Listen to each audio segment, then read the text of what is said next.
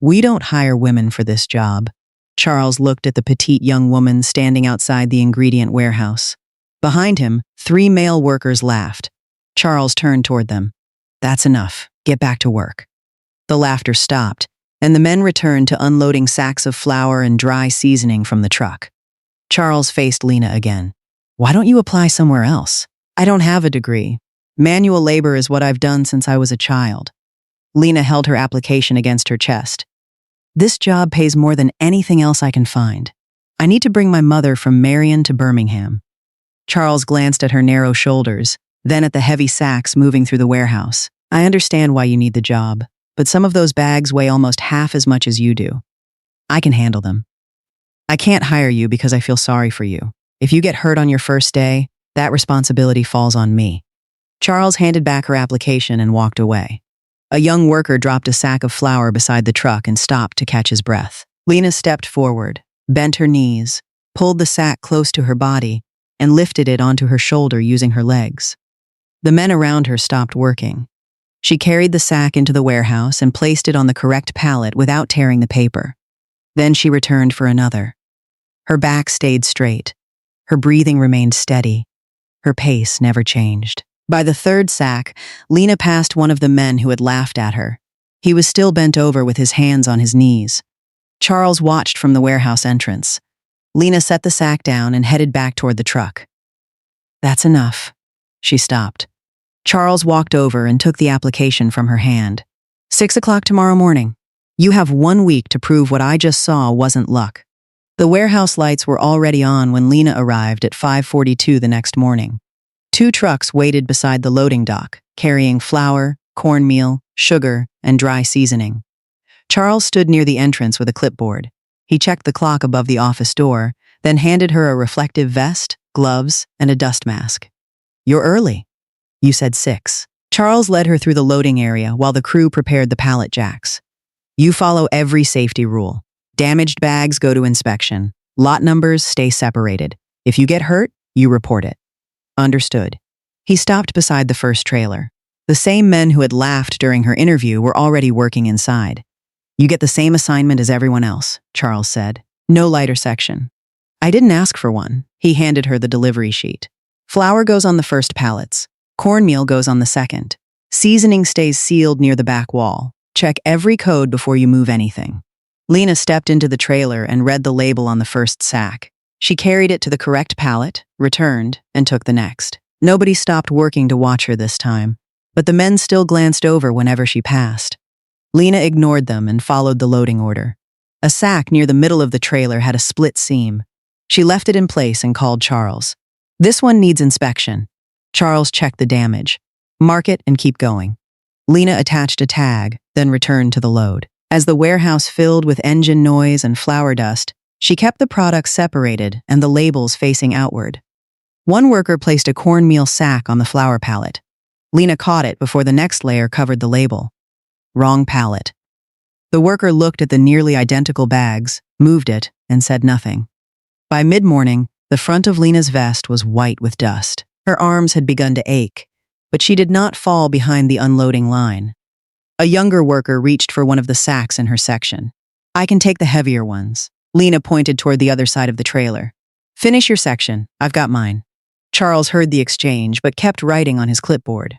When the scheduled break began, the crew headed toward the water cooler. Lena removed her gloves and checked the pallets before leaving the dock. The flour, cornmeal, and seasoning were in the correct sections. The damaged sack remained beside the inspection table. Nothing from her section had been torn or misplaced. Charles handed her a bottle of water. Break ends in 15 minutes. Lena took it. It'll be ready. She had entered the warehouse with 1 week to prove she belonged. By the first break of her first shift, the crew had stopped treating her like a visitor. By noon, heat had settled inside the warehouse, and flour dust covered Lena's vest, gloves, and work shirt. 2 trucks had already been unloaded, but another trailer waited outside.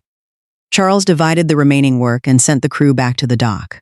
Lena returned to her section without asking how much longer the shift would last. Near the rear of the trailer, 2 younger workers watched her lift another sack. Charles is going easy on her, one said. Give her a few more hours, the other replied. She won't finish the week. Lena carried the sack to the pallet and returned for the next one. Charles heard them from the dock. If you can talk, you can work. The men turned back to their section. As the afternoon continued, the strain became harder to hide. Lena's shoulders tightened, her palms burned inside the gloves, and each trip from the trailer felt longer than the one before it. She adjusted her grip and kept the same controlled pace. One of the younger workers began moving faster, throwing each sack onto his pallet before rushing back to the truck. A bag struck a broken board and split along the bottom seam. Flour spilled across the floor. Charles stopped the unloading line. "Clean it up and report the loss." The worker stared at the torn bag, then looked toward Lena's section. Her pallet stood straight, with every sack placed securely. "Speed means nothing if we lose the product," Charles said. The worker collected a broom while the rest of the crew continued. Lena did not smile or slow down to make a point. She finished her section, then helped clear the empty boards from the trailer. Near the end of the shift, Charles handed her the final count sheet. "Check your pallet before you sign it." Lena counted the sacks, compared the total with the delivery record, and signed her name. The numbers matched. When the last truck pulled away, the crew swept the dock and returned the equipment. Several workers headed toward the locker room before Charles finished the closing paperwork. Lena remained beside the inspection table until he checked her count. "You completed the shift," he said. "Tomorrow will hurt more. I'll be here." Charles looked at the straight pallets and the clean section of floor where she had worked. The morning had proved Lena could lift the weight. Finishing the entire shift proved she could carry her share without damaging the product or asking anyone to finish for her. That evening, Lena climbed the stairs to the room she rented on the second floor of an old house. The space held a narrow bed, a small table, and a hot plate beside the window.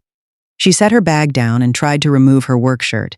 Pain pulled across both shoulders before her arms reached above her head.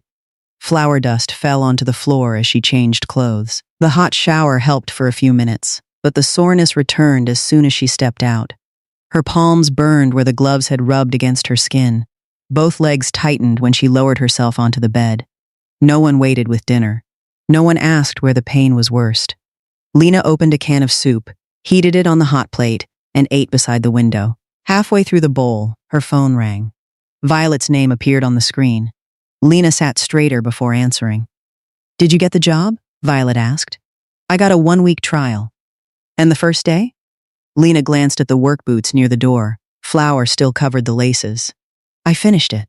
Violet asked whether the work was too heavy. Lena told her the warehouse was busy and the hours started early. She did not mention the pain in her shoulders or the men waiting for her to quit. From Marion, Violet spoke about the garden, a leaking pipe near the kitchen, and the stiffness in her knees that morning. She treated each problem as something that could wait. Lena knew why. Her mother had spent years making hardship sound smaller so her daughter could keep moving forward. "Did you take your medicine?" Lena asked. "I did. And don't carry anything from the shed by yourself." Violet laughed once. "You worry too much." After the call ended, Lena placed the phone on the table and reached for her work gloves. Dust had settled into the seams. She brushed them clean, set out fresh clothes, and filled a bottle with water for the next morning. The alarm was set for 4:45. When she finally lay down, every movement pulled at a different part of her body. Sleep came in short stretches. Before sunrise, the alarm sounded through the room. Lena remained under the blanket until it stopped. Her shoulders were stiffer than the night before. Standing would hurt. Lifting would hurt more. Missing the shift would end the trial before the second day began. She pushed the blanket aside, placed both feet on the floor, and stood. At 5:38, Charles saw Lena walking across the warehouse parking lot with her gloves tucked into her belt. She entered before he could check the clock. The first day had shown she could finish the work. Coming back proved she had chosen to continue. By Friday afternoon, the workers no longer paused to watch Lena lift each sack. She arrived before 6, joined the unloading line, and completed the same assignments as the rest of the crew. When a younger worker asked why his lower back hurt after every shift, Lena showed him how to keep the load close and stand with his legs. He followed her instructions without making another joke about her size. The final shipment of the week arrived with 2 lot numbers stacked on the same pallet.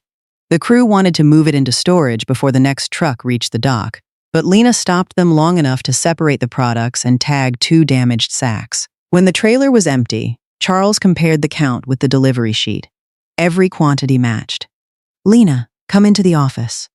She followed him inside with flour still covering her vest. Her 1-week trial form rested on the desk. Charles reviewed the page, signed the bottom, and pushed it toward her. "You were early every day. You finished every shift. No one carried your share, and no damaged product came from your section." Lena looked at the signature. "Does that mean I passed?" "It means the job is yours." She held the form with both hands. "Thank you for giving me the chance." "I gave you 1 week," Charles said. "You earned the position." Outside the office, Monday's schedule had already been posted. Lena's name appeared beside the first unloading crew. A week earlier, Charles had believed hiring her would create a problem he would have to manage. Now he trusted her to return as a permanent member of the team. The job would not solve everything at once, but it gave Lena the first steady income that could move Violet closer to Birmingham. Several weeks passed, and Lena became part of the warehouse routine. She arrived before sunrise, prepared the empty pallets, and reviewed the unloading schedule before the first truck reached the dock. The workers no longer offered to carry her section or waited for her to fall behind. One morning, a new employee bent at the waist to lift a flour sack. Lena stopped him before he stood. "Bring it closer and use your legs. Your back won't last doing it that way." He adjusted his position and lifted the sack without being pulled forward. Charles watched from the inspection table, then returned to his paperwork. Later that afternoon, a shipment arrived with smaller seasoning bags trapped beneath several rows of flour. The pallet had shifted during transport, and moving it without rebuilding the load could split the bags underneath. Charles looked across the crew. "Lena, handle that section." She directed 2 workers to remove the flour first, inspected the seams below, and rebuilt the pallet with the heavier bags on the bottom. Nothing tore, and no product was discarded. Before the driver left, Lena counted the shipment and found that the total on the delivery sheet was 4 bags higher than the amount received. The driver insisted the full order had been loaded. "Then we counted again," Lena said. The second count produced the same shortage. Charles checked her numbers and signed the corrected form instead of the original invoice. Near the end of the shift, he handed Lena the paperwork for the next morning's delivery. "Review the product codes and loading order tonight." Lena looked at the pages. Charles had never given her shipment records before the truck arrived. "Do you want me to prepare the pallets?" "I want you to tell me if the plan creates a problem before the load reaches the dock." Lena placed the papers inside her bag. "I'll review it." She had earned her permanent position by proving she could carry the same weight as the crew. Now Charles was trusting her with work that depended on what she noticed before anyone lifted the first bag. The next morning, 3 trucks reached the warehouse within 20 minutes of one another. Charles divided the crew between the loading bays, while Lena reviewed the delivery plan she had taken home the night before. The second truck carried 4 seasoning blends in nearly identical brown sacks. Only the product codes near the bottom seams showed the difference. Lena checked the first pallet against the paperwork and directed it toward the correct storage row. Halfway through the load, she noticed 2 sacks buried beneath the top layer with a different code. "Stop this pallet." The worker beside her lowered the bag he had started to move. "What's wrong?" Lena showed him the code. "These belong in the restaurant supply section. The pallet label says baking mix."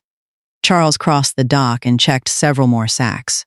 The wrong blend had been placed beneath the correct product, where no one would have noticed it after storage. "Separate the pallet," he said. Lena organized the crew into 2 lines and counted each product before updating the delivery record. Within 15 minutes, the correct sacks were moving into storage, and the mismatched ones were held for inspection. Charles looked at the 2 nearly identical labels. Most people would have trusted the pallet tag. "The tag can be wrong," Lena said.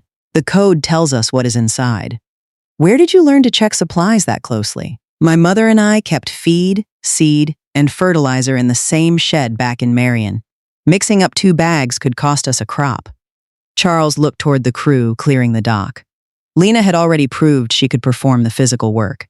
This mistake showed why he had begun giving her the paperwork before deliveries arrived. After the shift, Charles opened the weekly operations report and added Lena's name beneath the employee performance section. He recorded the mixed product she had caught, then requested a conversation with Tyrell during his next warehouse visit. Strength had earned Lena a place on the crew. Her judgment was beginning to make Charles question whether the unloading dock was the best place to keep her. Tyrell arrived at the warehouse as a second truck entered the loading yard. He wore work boots, dark pants, and a plain shirt with the sleeves rolled above his wrists. Charles met him near the office with the weekly operations report. "You wanted to see the employee I mentioned," Charles said. Tyrell looked across the loading dock. "Let me see the work first." The crew was still unloading the first trailer when the second driver brought in his paperwork. A third delivery was scheduled to arrive within 20 minutes, but flour and seasoning pallets already occupied most of the receiving lanes. Charles started toward the dock. Tyrell stopped him. "Let them handle it." Across the floor, Lena compared the 3 delivery schedules. Finishing the first load before opening the second would leave the next truck waiting in the road. Unloading both trucks at once would block the main lanes before the products could be moved into storage. She checked the product lists, then called 2 workers over. "Move the flour into row 2 first. Leave the seasoning sealed on the dock. The second truck carries only sugar, so it can use the temporary lane." One worker looked toward Charles. "Did he approve that?" "The third truck carries mixed product and needs the main dock. If we wait, it blocks the entrance." Charles gave no instruction. The worker followed Lena's plan. She kept one lane open for the sugar, marked the seasoning pallets so no one moved them into the wrong section, and cleared the main dock before the third truck reached the gate. No driver had to wait, and no pallet was moved twice. Tyrell watched Lena compare the final count before releasing the first truck. "Who changed the unloading order?" he asked. "Lena did," Charles said. Tyrell crossed the floor while she completed the receiving sheet. Lena looked up, assuming he was another manager visiting the warehouse. "Why did you open the second truck before finishing the first?" he asked. The second load was one product and could use the temporary lane. The third carried mixed seasoning, so it needed the main dock clear. "What if the sugar truck had been late? Then we would have finished the first load and adjusted when it arrived." "You changed the plan without Charles approving it." "I changed the unloading order. The quantities, inspection rules, and storage zones stayed the same." Tyrell glanced toward the cleared lanes. "How long have you worked here?" "A little over a month." "What did you do before this?" "Farm work and whatever jobs I could find around Marion." "Did you manage deliveries?" "No. My mother and I managed supplies we could not afford to waste." Lena handed the completed sheet to Charles and returned to the dock before Tyrell asked another question. She did not look back to see whether he was impressed. Near noon, Tyrell joined Charles inside the office. Through the window, Lena was showing a new worker how to position an empty pallet before the next delivery. "She could stay on that dock for years," Charles said. "She would keep it running and never ask for more." Tyrell looked at the production reports attached to her file. "That does not mean the dock is the best use of her." "What are you thinking?" "The production facility needs someone in receiving and material distribution. The work still requires strength, but mistakes there can stop a line or ruin a batch. She notices problems before they become losses. She has not driven a forklift." "That can be taught." Tyrell closed the report. "Judgment like hers is harder to teach." Charles told him Lena had moved to Birmingham to earn enough to bring Violet closer. "Do not transfer her because you feel sorry for her," he said. "She will refuse." "Her mother explains why she needs steady work," Tyrell replied. "What I saw today explains why the company should give her room to grow." He looked through the office window one last time. The warehouse had hired Lena because she could carry the same weight as the rest of the crew. Tyrell had now seen that her most valuable strength was recognizing a problem before anyone else had to pay for it. Near the end of Monday's shift, Charles asked Lena to come into the warehouse office. Tyrell was seated across from the desk with a job description beside Lena's weekly report. She removed her gloves and sat in the empty chair, still assuming he managed another company facility. "Charles has been reporting your work since the end of your trial," Tyrell said. "He told me about the inventory errors you caught. Today I saw how you handled 3 deliveries without delaying a truck. I did what the doc required. That is why we want to offer you another position." He placed the job description in front of her. The opening was at the company's production facility closer to central Birmingham. Lena would still receive and move flour, sugar, cornmeal, and dry seasoning, but she would also verify product codes, track lot numbers, and prepare ingredients for the correct production lines. The position included forklift training and a shorter shift at the same pay. Lena read the page twice. "Why are you offering this to me?" "Because a mistake there can stop a line or ruin a full batch," Tyrell said. The facility needs someone who notices problems before they reach production. Lena looked toward Charles. Did you tell him about my mother? I told him why you came to Birmingham, Charles said. Lena pushed the paper back a few inches. I do not need a different job because someone feels sorry for me. Your mother explains why you need steady work, Tyrell said. She does not explain why you caught mixed product codes or reorganized the dock without wasting time. He tapped the report. This warehouse uses your strength. The production facility can use your judgment too. Lena looked down at the description again. Who would I report to? A shift supervisor handles daily assignments. The vice president oversees the facility. What happens if I do not pass the training? Your permanent position here remains available, Tyrell said. Lena looked up. You can make that decision? Charles almost smiled. Tyrell answered in the same plain tone he had used on the loading dock. I own the company. Lena turned toward Charles, who confirmed it with a nod. I thought you were another warehouse manager. That made it easier to see how you work when you are not trying to impress the owner. Lena returned to the job description. The new position would give her skills that did not depend entirely on how much weight her body could carry. The shorter shift would also leave more time to search for a 2-bedroom apartment and prepare for Violet's move. When would I start? She asked. Next Monday. Then I'll take it. Tyrell extended his hand. Lena shook it. Thank you for the opportunity. Use it well. After Tyrell left, Charles opened the transfer form and entered Lena's employee number. You knew who he was the whole time, she said, for more than 30 years. You could have warned me. Then you might have answered him like an owner instead of a man asking about the work. Charles signed the form and handed her a copy. During the rest of the week, Lena showed another employee how to review delivery sheets and listed the product codes most likely to be confused.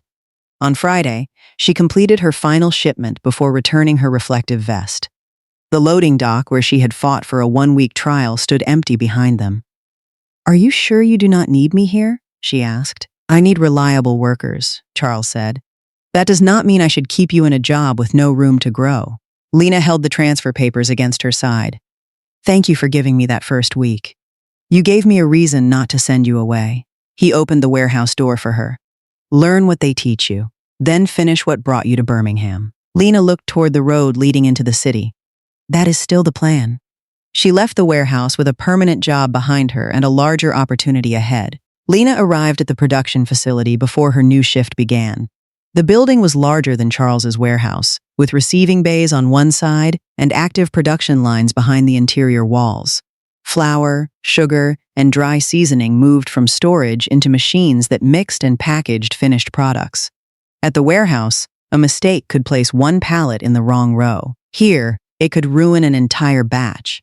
Anthony met her near the employee entrance with the day's schedule in his hand. Charles says you know receiving. I worked his unloading crew. This is not the warehouse. He pointed toward the storage zones beside production. Every line requests a specific product, lot number, and quantity. You move the wrong pallet, the line pays for it. Then I'll check the request before I move anything. Anthony looked at her narrow frame and work boots. Start with incoming deliveries. Certified drivers handle production requests until we know what you can do.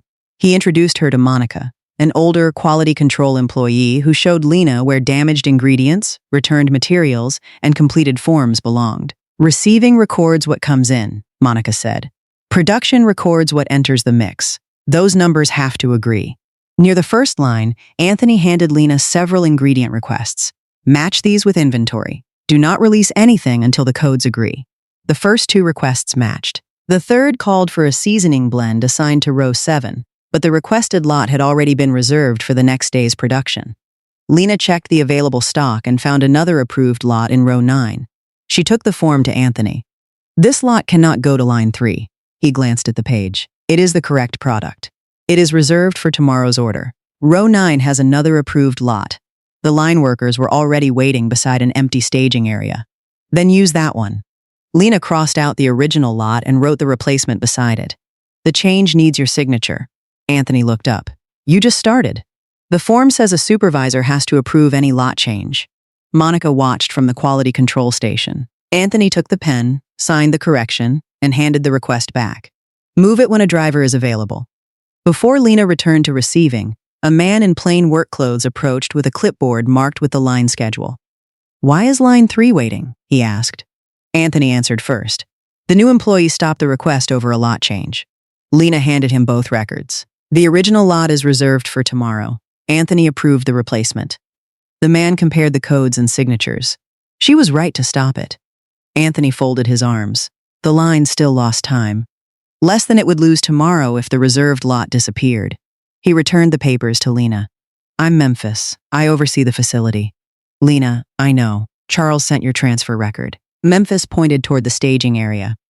Have a certified driver move the approved lot. Follow it to the line and make sure the operator signs for the quantity. Lena carried the request to the forklift team, then walked beside the marked lane as the pallet moved through production. At line 3, she checked the product code and replacement lot with the operator before he accepted it. Both copies matched when she returned to receiving. Memphis was waiting beside the remaining requests. You have not handled production records before? He asked. Not until today. You checked the reservation before releasing the pallet. The system showed it was already assigned. Many people would have moved it because the product name matched. Lena placed the signed form in the completed tray. Then tomorrow's line would be missing its ingredient. Memphis handed her the next request. Keep checking them that way. Anthony stepped closer. She still needs forklift certification before she can fill the position. Schedule the training, Memphis said. The drivers are busy this week. Then I'll train her. Anthony looked at him but said nothing in front of Lena. For the rest of the shift, Lena matched incoming materials with production requests and followed each approved pallet to the correct line. The physical work was familiar, but every code and signature carried greater consequences than it had at the warehouse. By the time she clocked out, Memphis had seen enough to continue her training. Anthony had seen something else. The new employee would not move a product simply because a supervisor told her to when the record said otherwise. 2 days later, Lena finished checking the morning deliveries when Memphis came to receiving with a training form and a set of forklift keys. You know the storage zones. Today you learn to move the product yourself. Anthony looked up from the shift schedule. One of the drivers can train her after lunch. The line needs those drivers, Memphis said. I'll do it. He led Lena to a marked practice area behind the storage rows. A forklift waited beside an empty pallet and awaited training load. Memphis showed her the inspection checklist, then asked her to complete it without touching the controls. Lena checked the tires, forks, warning lights, and hydraulic lines before signing the form. What happens if something fails inspection? He asked. The machine stays parked. Even if production is waiting? Production finds another forklift. Memphis handed her the keys. Good! He demonstrated the controls once, showing her how the rear of the machine swung during a turn and why the load had to remain low while moving. Then he stepped down. Your turn.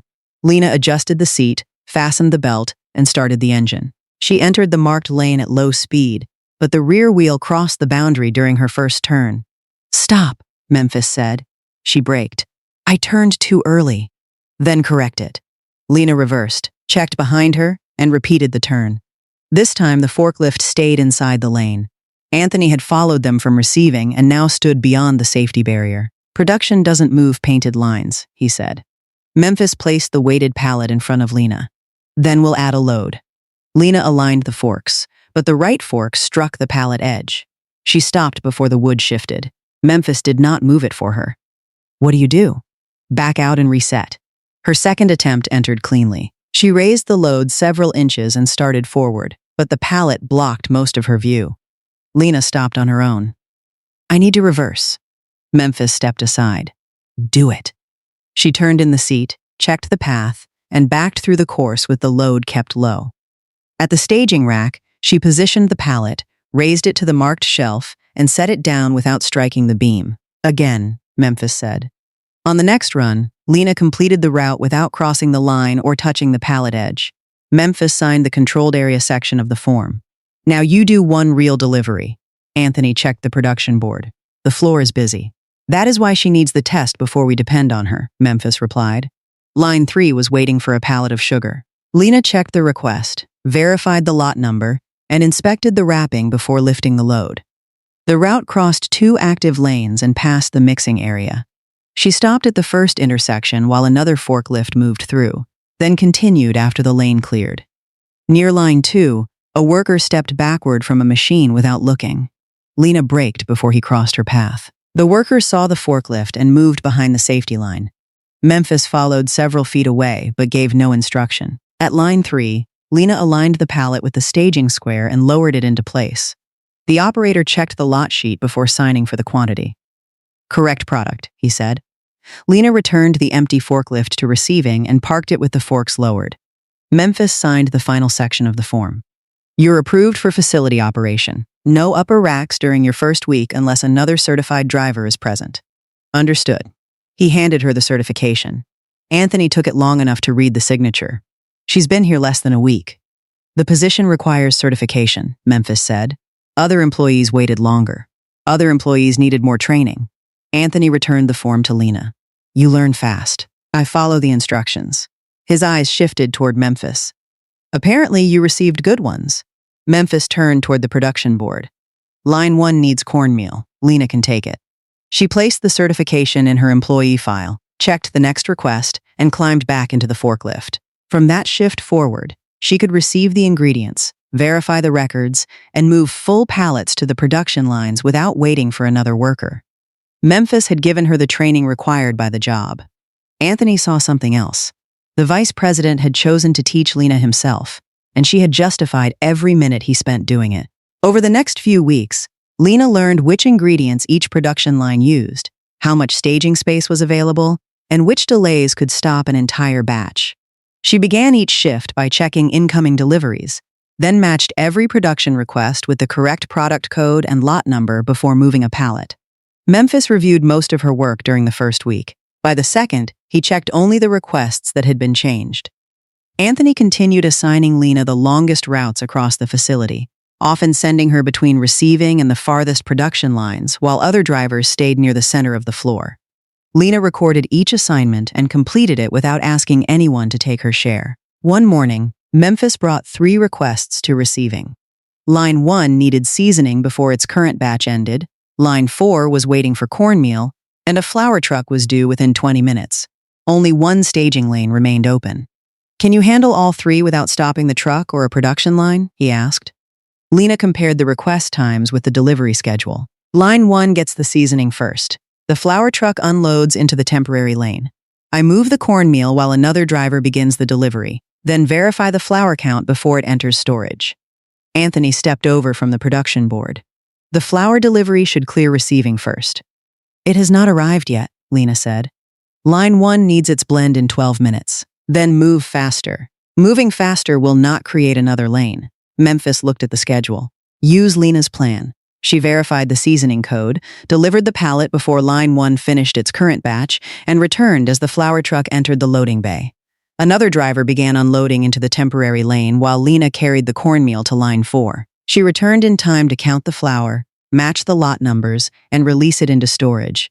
No production line stopped, and the truck left inside its delivery window.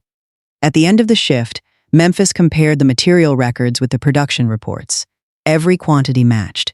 "You planned the movement before touching the first pallet," he said. "There was not enough room to fix it after everything started moving. And you kept both lines running." Lena placed the completed requests in the tray. "I kept us from moving the same loads twice."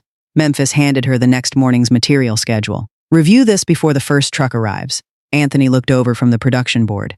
"I usually prepare the movement plan." "You still manage the shift," Memphis said. "Lena handles receiving and material distribution." The change became visible the next morning.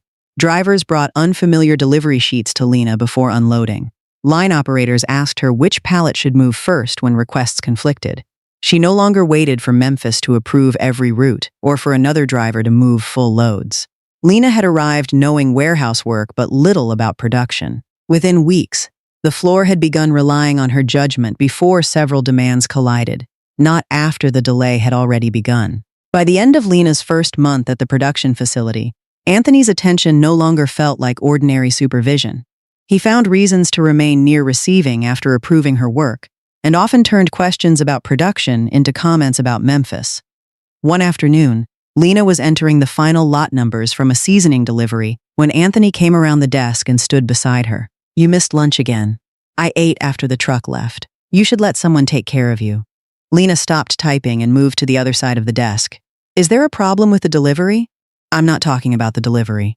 "Then we have nothing to discuss." She collected the completed forms and carried them toward the production office. Anthony watched her leave, but did not follow while other employees were nearby. 2 days later, he called her into a storage aisle to inspect a pallet he claimed had been placed in the wrong section. Lena checked the request sheet and found the product exactly where the record required. This pallet is correct. Anthony remained between her and the open floor. Memphis has spent a lot of time training you. Forklift certification was part of my transfer. He does not train every employee himself. Ask him why he made that decision. Anthony stepped closer. Maybe I'm asking you. Lena moved around the pallet. Then you're asking the wrong person. She returned to receiving before he could block the aisle again. At lunch, Monica waited until the nearby tables had cleared before speaking. Do not stay alone with Anthony after the shift. Lena closed her water bottle. You noticed him too? Everyone notices. Most people decide it is safer not to say anything. Monica told her that several women had transferred or left after Anthony repeatedly approached them when no one else was nearby. None had filed a formal complaint. Because Anthony was related to Tyrell, employees assumed reporting him would cost them more than it cost him. Does Tyrell know? Lena asked. I do not know what reached him, Monica said. I know the women left, and Anthony stayed. Lena looked through the break room window. Anthony stood beside her receiving desk, waiting for the break to end. Why did no one warn me earlier? We hoped he would leave you alone. And now? Monica followed her gaze. Now we know he will not. That afternoon, Anthony changed the destination on an ingredient request after Lena had already collected the pallet. She returned the corrected form to him. Sign the change. You do not need a signature for every instruction. Every change is supposed to be documented. Anthony looked toward the production office, then signed. Once his name appeared beside the delay, he stopped altering the destination. Near the end of the shift, he approached Lena's desk while employees were leaving. You do not need Monica filling your head with stories. Lena kept her attention on the inventory count. I did not tell you what we discussed. She has been trying to cause trouble for years. Then speak to her. Anthony placed one hand on the desk. You think Memphis will protect you because he trained you? Lena set down the pen and stepped away from the counter. My work is finished. Move away from the exit. Voices still carried from the locker rooms. Anthony remained in place for several seconds, then stepped aside before another worker entered receiving. Monica was waiting near the employee doors, and the two women left together. Anthony had not touched Lena, and his comments alone would be difficult to prove. But the pattern was clear. From that day forward, Lena avoided being alone with him and required his signature on every changed instruction. If he crossed the boundary again, she would have a record showing what led to it. The final production line shut down just after 7. Most employees had already left, but Lena remained at the receiving desk to enter 2 returned seasoning bags before the night crew arrived. Monica stopped beside her with her coat over one arm. You almost done? 10 minutes. Monica glanced toward Anthony near the production board. I can wait. You'll miss your bus. I drove today. Lena printed the final inventory sheet. Go home. I'll be out before the night shift starts. Monica hesitated, then left with the last packaging workers. Lena compared the returned quantities with the system and found 1 pallet of cornmeal short by a bag. She walked to the storage row, counted the remaining stock, and found an empty wrapper folded beneath the plastic. After correcting the record, she returned to receiving. Anthony was waiting beside the terminal. I thought you left, Lena said. I closed the shift. She placed the corrected form on the desk, then signed the final sheet. Anthony ignored the pen. You've been avoiding me. I've been working. You make sure Monica is nearby whenever I speak to you. Lena picked up her bag. There is nothing between us to discuss outside work. Anthony stepped into the exit lane. You had plenty to discuss with Memphis when he trained you. That was training.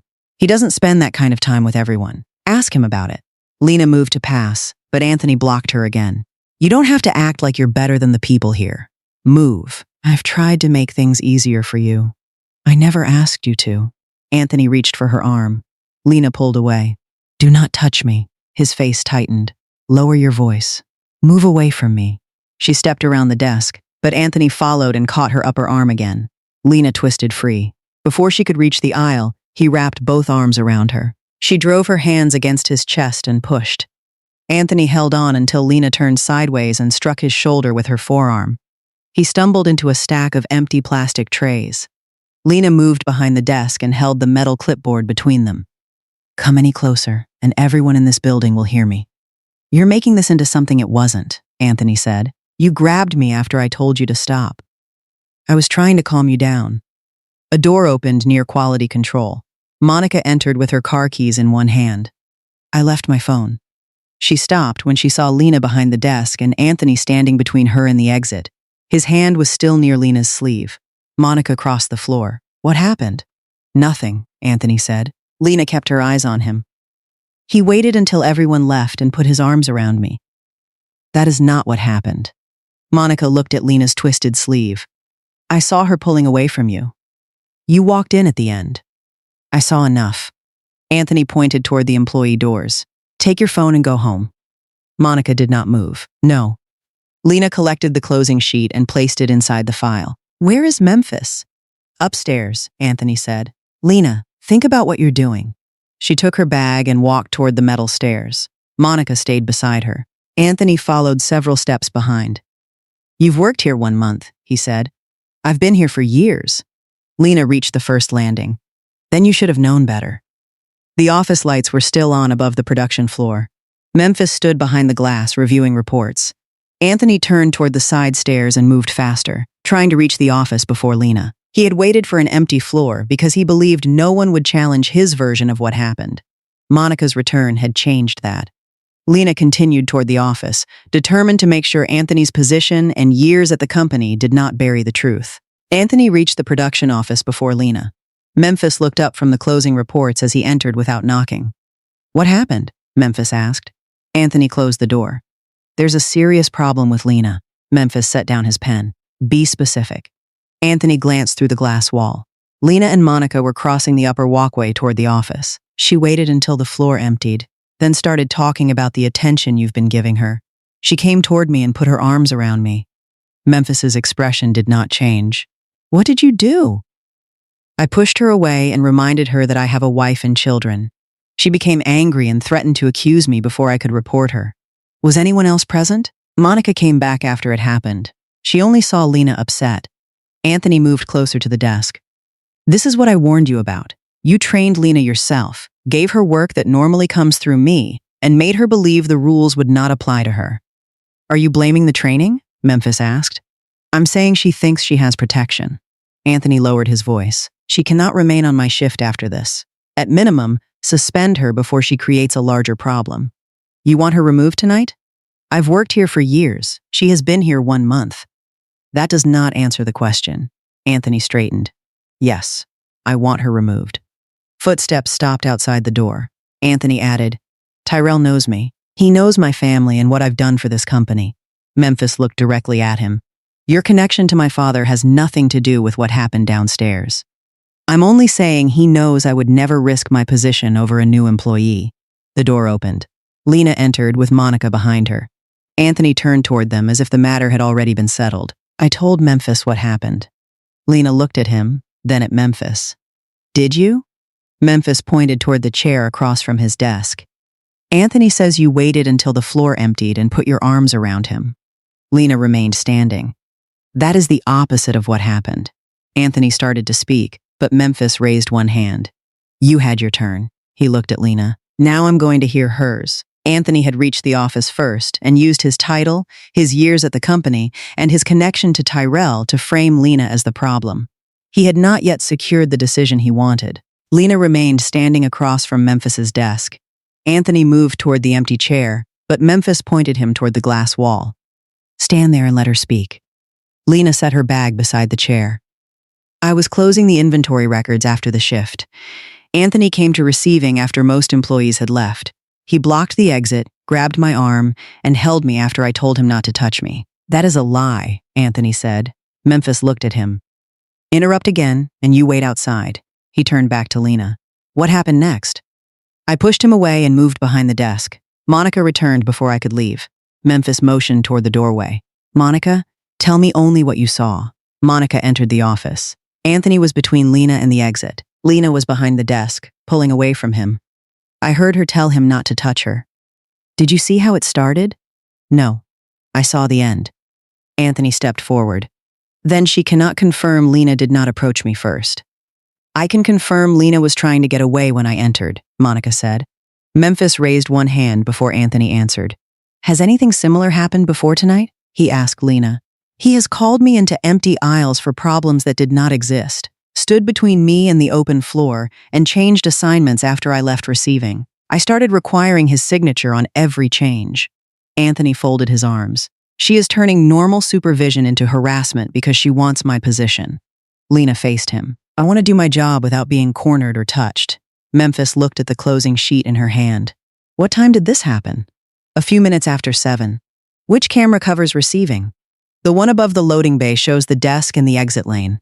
The hallway camera will show when Monica left and when Anthony entered.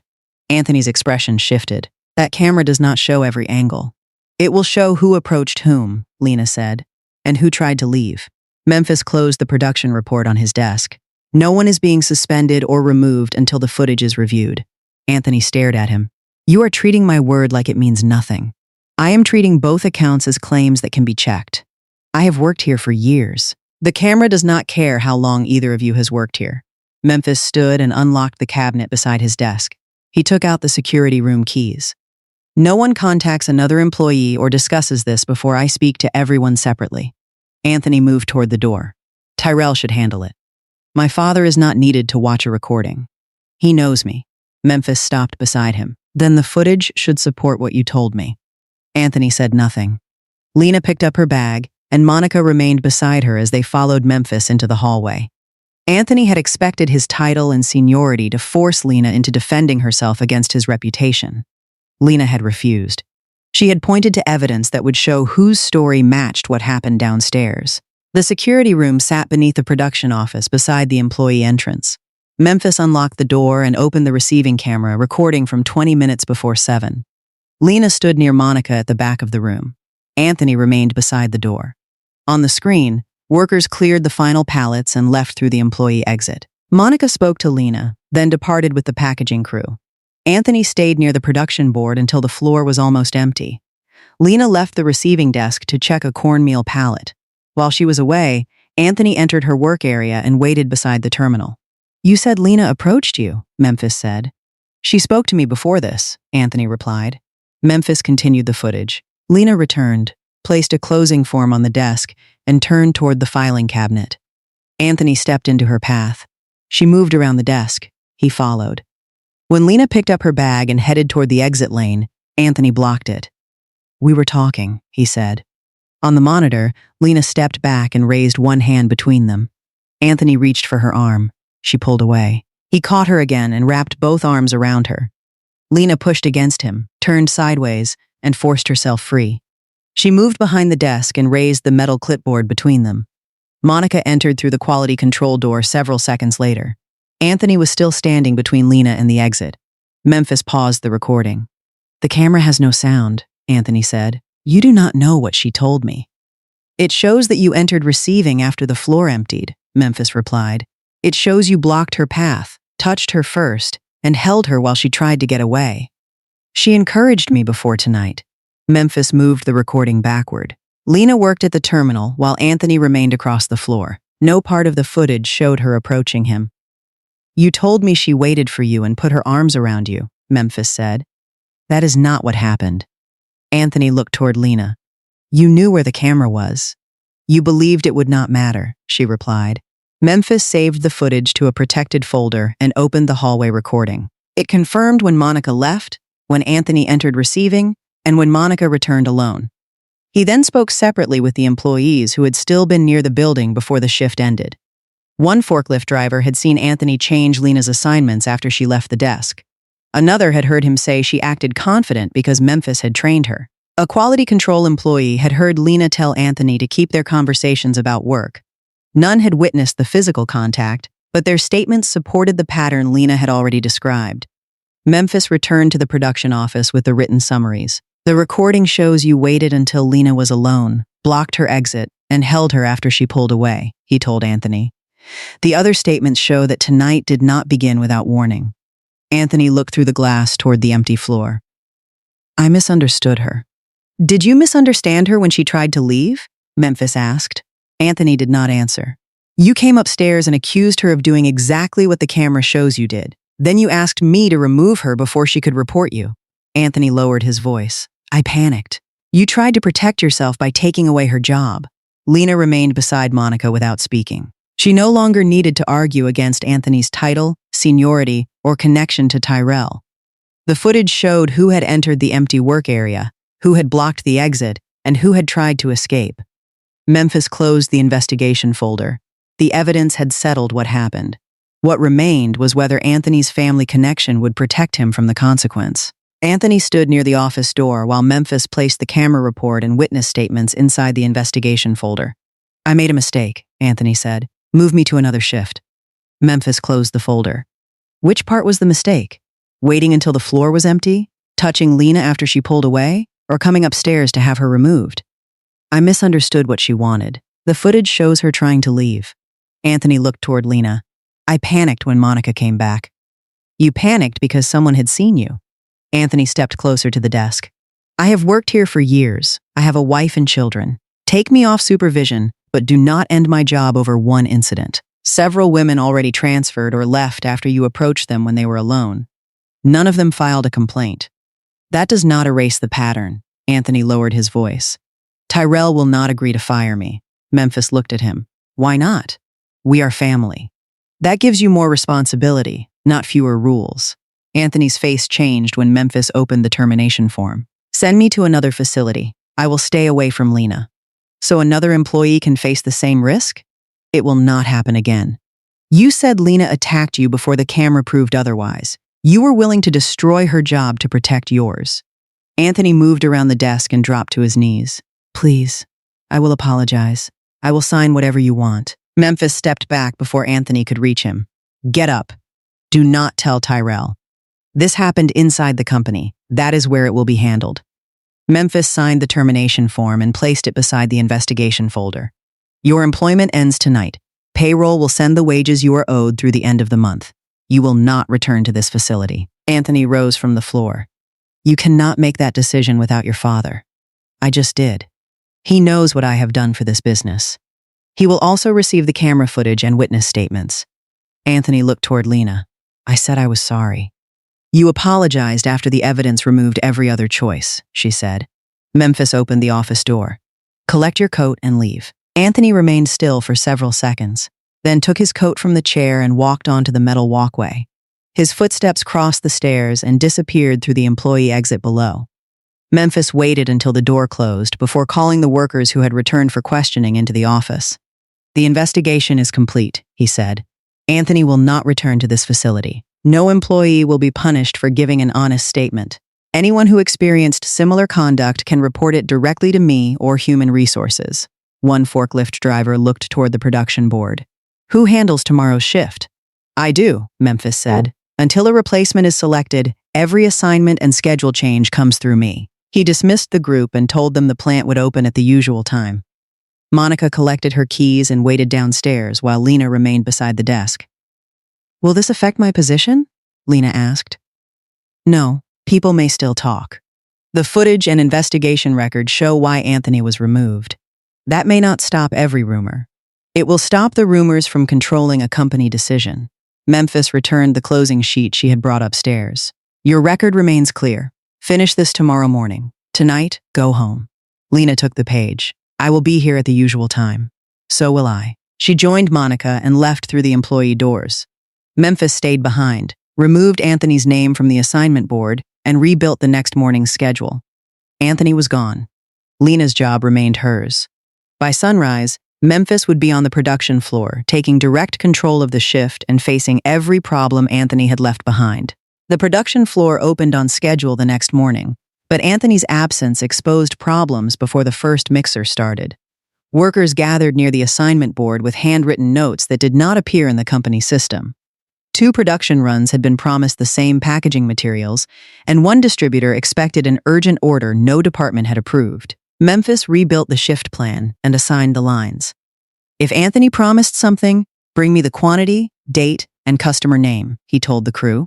"We will honor what the plant can verify. We will not guess." Lena returned to receiving while Memphis moved between production, shipping, and the office phone. By noon, several distributors had called asking why Anthony was no longer answering. One claimed 3 additional pallets were supposed to leave Friday. Another expected the company to hold extra inventory without placing a formal order. Two had been sending urgent requests to Anthony's personal phone. None of those arrangements appeared in the account files. Anthony always handled it, one distributor said when Memphis could not confirm his request. He never needed paperwork. I need to know what the plant can produce before I promise a delivery, Memphis replied. That is not how he worked. That is how the company will work now. After reviewing the schedule, Memphis offered the earliest delivery the plant could complete without delaying another customer. The distributor accepted, but the call revealed the larger problem. Anthony had made himself necessary by keeping promises, exceptions, and complaints outside the company's records. By early afternoon, Memphis had found 6 accounts operating through the same private system. Tyrell reviewed the files in the production office. Did he take money from them? I found no evidence of that, Memphis said. He made himself the only person who knew what they expected. Then they depended on Anthony instead of the company. Tyrell closed one folder.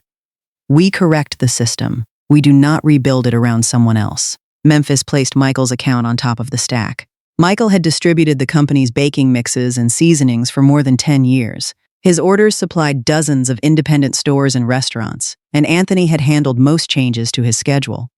This is the account most likely to leave, Memphis said. Has he called? Tyrell asked. Not yet. He will. The call came before the afternoon break.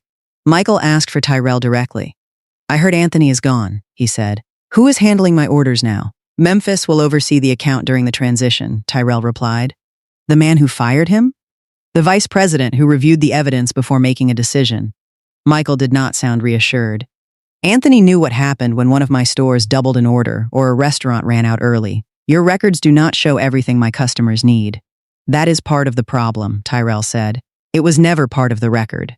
It was part of my business. Michael lowered his voice. I have next month's order ready, but I am not sending it until I know this company can operate without him. Tyrell passed the phone to Memphis. What would prove that? Memphis asked. My deliveries arrive intact. My workers can read the product codes without rebuilding every pallet. Small orders stop sitting behind the large ones. And when I call with a problem, someone answers before my customers start calling me. Memphis wrote each complaint beside the account. None appeared in the formal service reports. How long has this been happening? Years. Did Anthony correct the problems? Michael paused. He kept them from becoming my problem for long. But the same failures returned.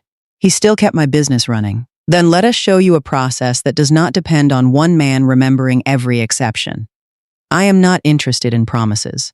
Neither am I. Let me visit your warehouse tomorrow. Show me the damaged bags, the labels, and the delayed orders. If we cannot identify the causes or propose something measurable, you keep the next schedule. Michael remained silent before answering. Do not bring a sales presentation. I won't. 10 o'clock. The call ended without a renewal. Memphis returned the receiver to its base. Through the office glass, Lena was checking a shifted pallet near receiving before allowing it into storage.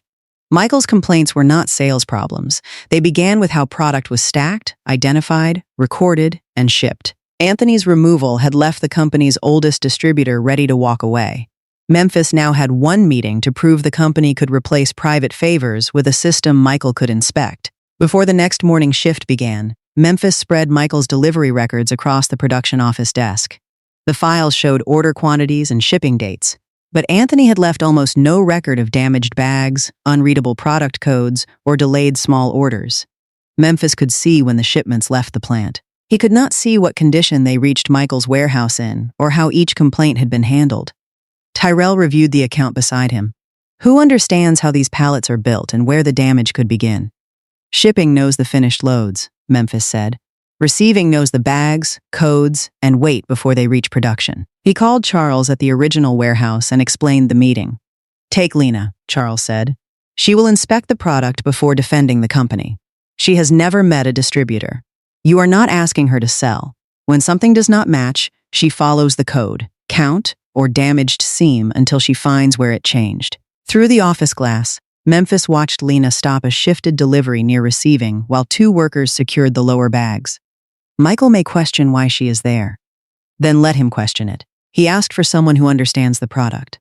After the call, Memphis went downstairs. Lena was signing the corrected receiving form as the pallet moved into storage. Come upstairs when you finish, he said. I need to discuss Michael's account. She joined Memphis and Tyrell in the office a few minutes later. Michael's folder remained open on the desk. "He is holding next month's order until we prove the company can operate without Anthony," Memphis said. "Tomorrow he is showing us the shipments that keep failing." "What do you need me to do?" Lena asked. "Inspect the product and tell us where the problems could have started. If the evidence points back to this facility, say so. I do not work in sales. You are not going to sell him anything. And if he asks whether we can fix a problem, do not promise what we have not verified." Lena picked up the complaint list. "Who else is attending?" "You and me." She looked toward Tyrell. "Why not a shipping manager?" "A shipping manager can explain how a pallet leaves," Tyrell said. "You can tell us whether the damage, weight, and visible codes match the handling record." Lena opened the first delivery report. "Will this be part of my normal shift?" "You will be paid for the time," Memphis said. "We leave at 8:30. She carried the folder downstairs and reviewed it between incoming loads. Instead of searching for an answer the records could not provide, she marked the places where the documentation ended. Mixed product pallets had produced most of the damage complaints. Several small orders had finished production before their delivery dates but left the plant late. The label records showed the correct codes, though Michael said his workers could not read them without opening the wrap. Lena wrote 3 questions on the front page. How were the damaged bags positioned on the pallet? Were the codes printed incorrectly or turned away from view? Were the small orders produced late or held after production? Near the end of the shift, Memphis returned to receiving. Lena handed him the page. "These are the first things we need to see." "Did the records show what caused them?" "No. They show what left this building. Michael has to show us what arrived." The following morning, Lena arrived in clean work clothes and flat shoes suitable for a warehouse floor. She carried the account file and the questions she had prepared. She was not going because Memphis needed another person beside him in the meeting. She was going because Michael's account could not be repaired until someone separated what the company knew from what Anthony had only claimed to have fixed. Michael's warehouse stood west of Birmingham among loading bays, delivery trucks, and small wholesale businesses. Memphis parked outside the office shortly before 10. Lena carried the account folder and the questions she had prepared. "Let him show us the problems before we explain anything," she said. "Agreed." Michael waited behind a desk covered with invoices and delivery schedules. He looked at Lena before addressing Memphis. "I asked to meet the vice president." "You are," Memphis said. "Lena works in receiving and material distribution. She understands how the product is handled before it leaves the facility." Michael looked at her work clothes. "You brought a warehouse employee to discuss a 10-year account?" "I brought someone who will inspect the product instead of giving you a sales speech." Michael picked up his keys. "Then follow me." He led them to a row containing the company's baking mixes and dry seasonings. Several smaller seasoning bags near the bottom of the first pallet had bent corners. One seam had split, leaving powder beneath the plastic wrap. Lena walked around the load and compared it with the shipping photograph. Heavy baking mix bags had been stacked above the smaller packages. "Did your workers rebuild this pallet?" she asked. "No. They moved it from the truck exactly as it arrived. The smaller bags should not have carried this weight." Michael folded his arms. "Anthony sent replacements whenever I called." "Did the next pallet arrive differently?" "No." Lena turned the shipping photograph toward him. "Then the replacement covered the loss. It did not remove the cause." Michael looked at Memphis. "That is what I have been telling your company." "It never entered the formal reports," Memphis said. "Anthony handled it himself." Michael moved to the next pallet. The product codes were printed correctly, but the blank sides of the bags faced the aisle.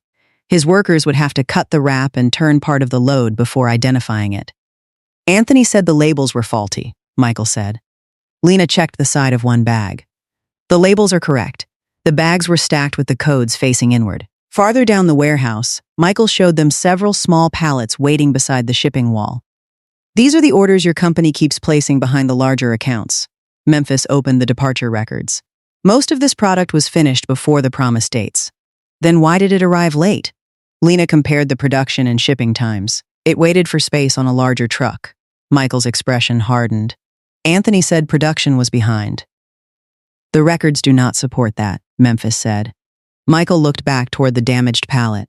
"Anthony still answered when I called. If something was wrong, he found a replacement or moved an order." "And the same failures kept returning," Lena said. "The damaged bags were replaced, but the weight arrangement stayed the same. New labels were sent, but no one checked which direction the codes faced." Small orders reached you eventually, but the reason for the delay remained hidden. My business changes every week, Michael said. A restaurant doubles an order. A store runs out early. I cannot predict everything a month ahead. You should not have to, Memphis replied. But every urgent request still needs a confirmed quantity, production date, and truck space before anyone promises it. Anthony remembered those things. Until his memory became the only record the company had, Lena said. Michael turned toward her. Do you think you can replace him? No. I think the company should stop needing one person to remember everything. Memphis let the answer stand. Michael had trusted Anthony because each phone call produced a quick response. The condition of the pallets showed that those responses had not corrected what caused the calls. You have identified the problems, Michael said. That does not tell me what changes. Lena closed the account folder and pointed toward the 3 sections they had inspected. The damage begins with heavy bags placed over smaller ones. The codes become unreadable because no one checks their direction before wrapping. The small orders are completed but held until space appears on another route. I already know what goes wrong. I need to know whether those are the 3 failures you want fixed first. Michael looked across the warehouse. Those are the ones costing me customers. Then the next shipments can answer whether the company fixed them. How? You check whether the bags arrive intact, whether your workers can read the codes without cutting the wrap, and whether every small order leaves on a confirmed schedule. Michael studied Lena. No promise about better service?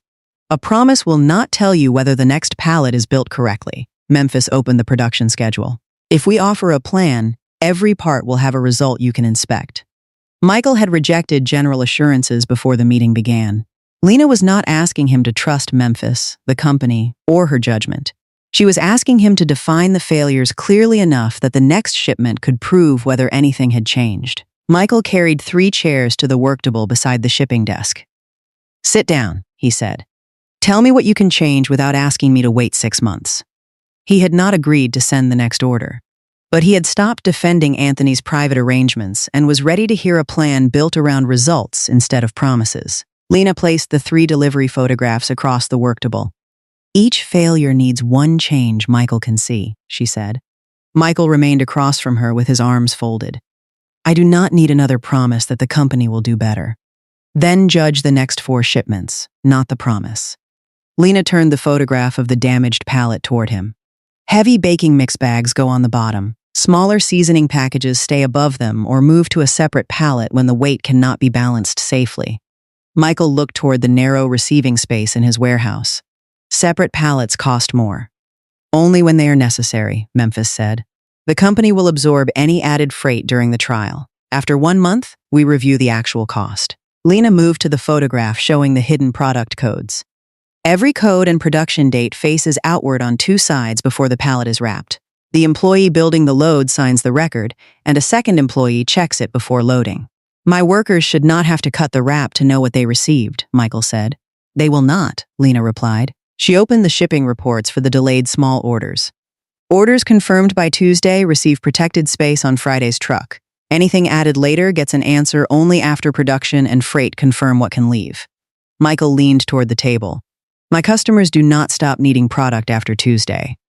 Urgent requests are still reviewed the same day, Memphis said. If the product and truck space are available without delaying another customer, we confirm it. If not, you receive the earliest date before promising it to your customer. Anthony would move another order. Lena looked at him. Whose order? Michael did not answer. That is the problem, she continued. You received flexibility, but the company had no record of which customer lost their place. Memphis placed the next month's delivery calendar beside the photographs. No urgent request will be ignored, but no one will say yes until the company knows how the product reaches you. Michael tapped the damaged bag report. And when something still arrives torn? Your receiving employee records the damage before the driver leaves, Lena said. The account office checks replacement stock that day. If the product is available, you receive a replacement date.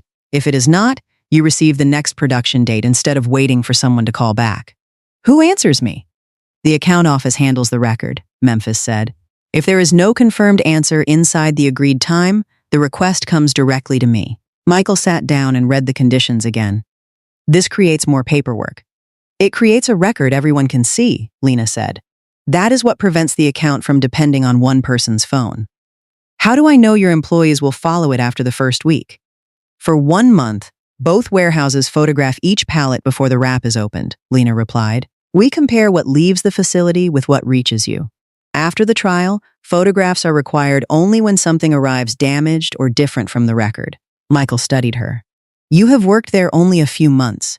Anthony handled this account for 10 years. I am not claiming to understand every part of your business, Lena said. I understand the 3 failures you showed us today. That is enough to test whether these changes stop them. Memphis moved the production schedule toward Michael. Send us the quantities you have been holding. The plant will confirm what it can produce before accepting the order. I have not agreed to place it. Then we will not enter it, Memphis said. Nothing becomes a commitment until it appears in the system. Michael read the conditions one more time. My Friday window stays fixed. Yes. The small orders receive their own marked section. Yes. If a bag arrives damaged, I get an answer that day. Yes. He looked toward Lena. And if something cannot be done? We tell you before you promise it to your customer. Even if the answer is no? Especially then. Michael closed the folder.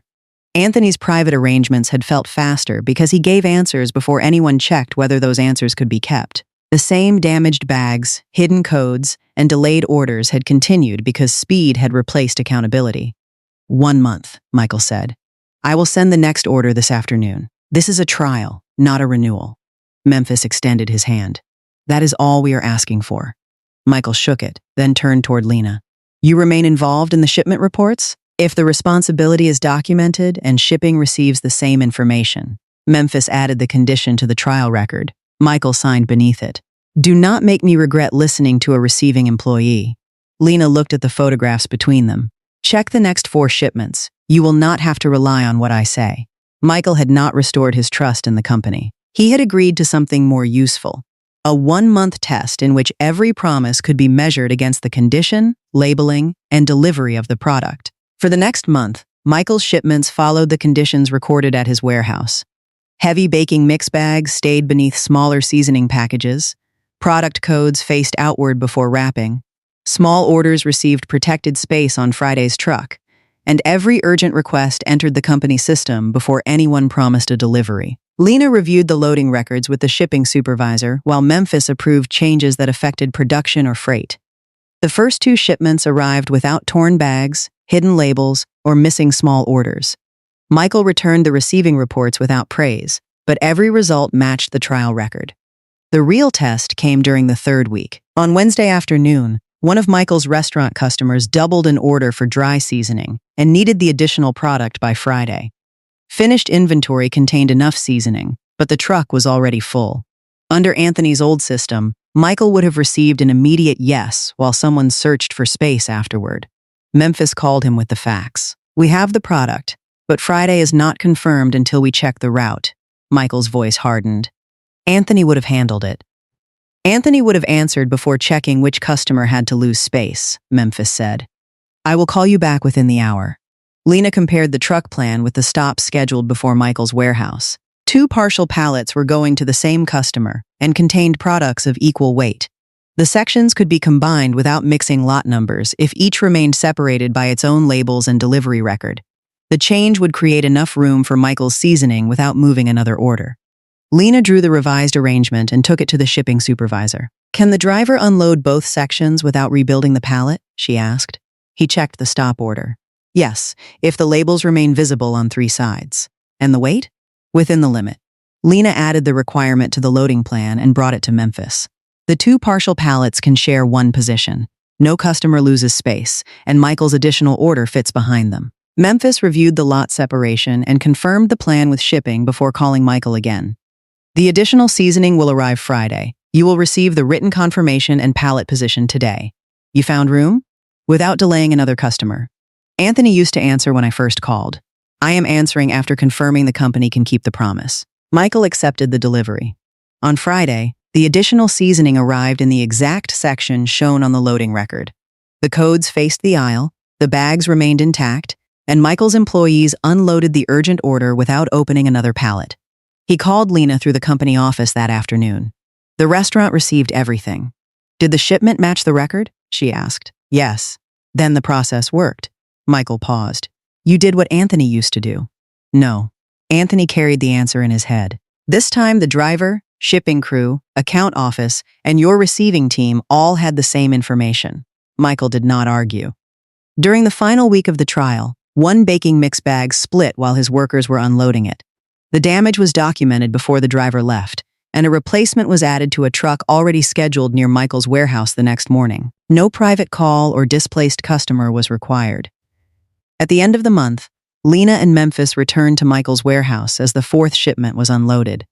Michael walked around the pallets, checking the weight arrangement and visible codes. No bags arrived damaged this month, he said, except the one my workers tore during unloading. The replacement came the next morning. The records show the same result, Lena replied. Memphis opened the trial report. All 9 small orders left on their confirmed dates. The urgent seasoning arrived without moving another customer's shipment. Michael led them into his office. A new 3-month order schedule rested on the desk. My stores are increasing their quantities, he said. I am renewing the account. The Friday window and same-day response for urgent requests stay in writing. Agreed, Memphis said. Michael moved the schedule toward him. I also want Lena included in the shipment reports. Memphis looked toward her. Her current position is inside production. That is why I want her involved, Michael said. She checks whether the promise is possible before anyone gives me an answer. Lena opened the first page. I can remain involved if the responsibility is documented and the shipping supervisor receives the same information. That is how it should work, Michael replied. Memphis added the responsibility to the account record before signing the renewal. Michael then extended his hand toward Lena. A month ago, I told you not to make me regret listening to a receiving employee. Lena shook his hand. Did the shipments answer that? Michael looked through the office window at the intact pallets moving into his warehouse. They did. The trial had not rebuilt his trust through reassurance. 4 shipments had shown that the company could respond to changing orders, replace damaged product, and protect every customer's place without depending on one man's private memory. Michael's renewed agreement gave Lena responsibilities beyond receiving. She reviewed his shipment reports, checked mixed pallet plans before wrapping, and attended account meetings when handling problems affected production. Her title had not changed, but more employees now saw her working beside Memphis. 2 days after the renewal, Lena entered the break room and heard a forklift driver speaking near the vending machines. Anthony gets fired, and now she rides to distributor meetings with the vice president. The man beside him noticed Lena at the door but did not answer. She placed her lunch in the refrigerator. Michael needed someone who understood the product, she said. Memphis could have taken a manager, the driver replied. He took the person who found the problem. And the person he trained himself. Monica looked up from a nearby table. You saw the shipment results. Stop pretending Lena's work disappeared because Memphis approved it. The driver lifted his hands. Nobody said she did not work.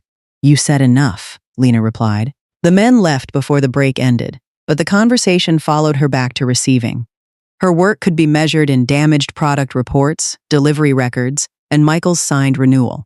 Some employees would still explain every opportunity through Memphis. That afternoon, he brought Michael's next loading plan to her desk. Lena reviewed the quantities and marked 2 partial pallets that could share 1 truck position. The lot numbers stay separated if shipping places a divider between the sections, she said. Then check the first load with the shipping supervisor, Memphis replied. Lena left the plan on the desk. Send the assignment through him. Memphis looked at her. You usually handle it directly. The supervisor knows the process. Did something happen? Lena saved the inventory record and faced him.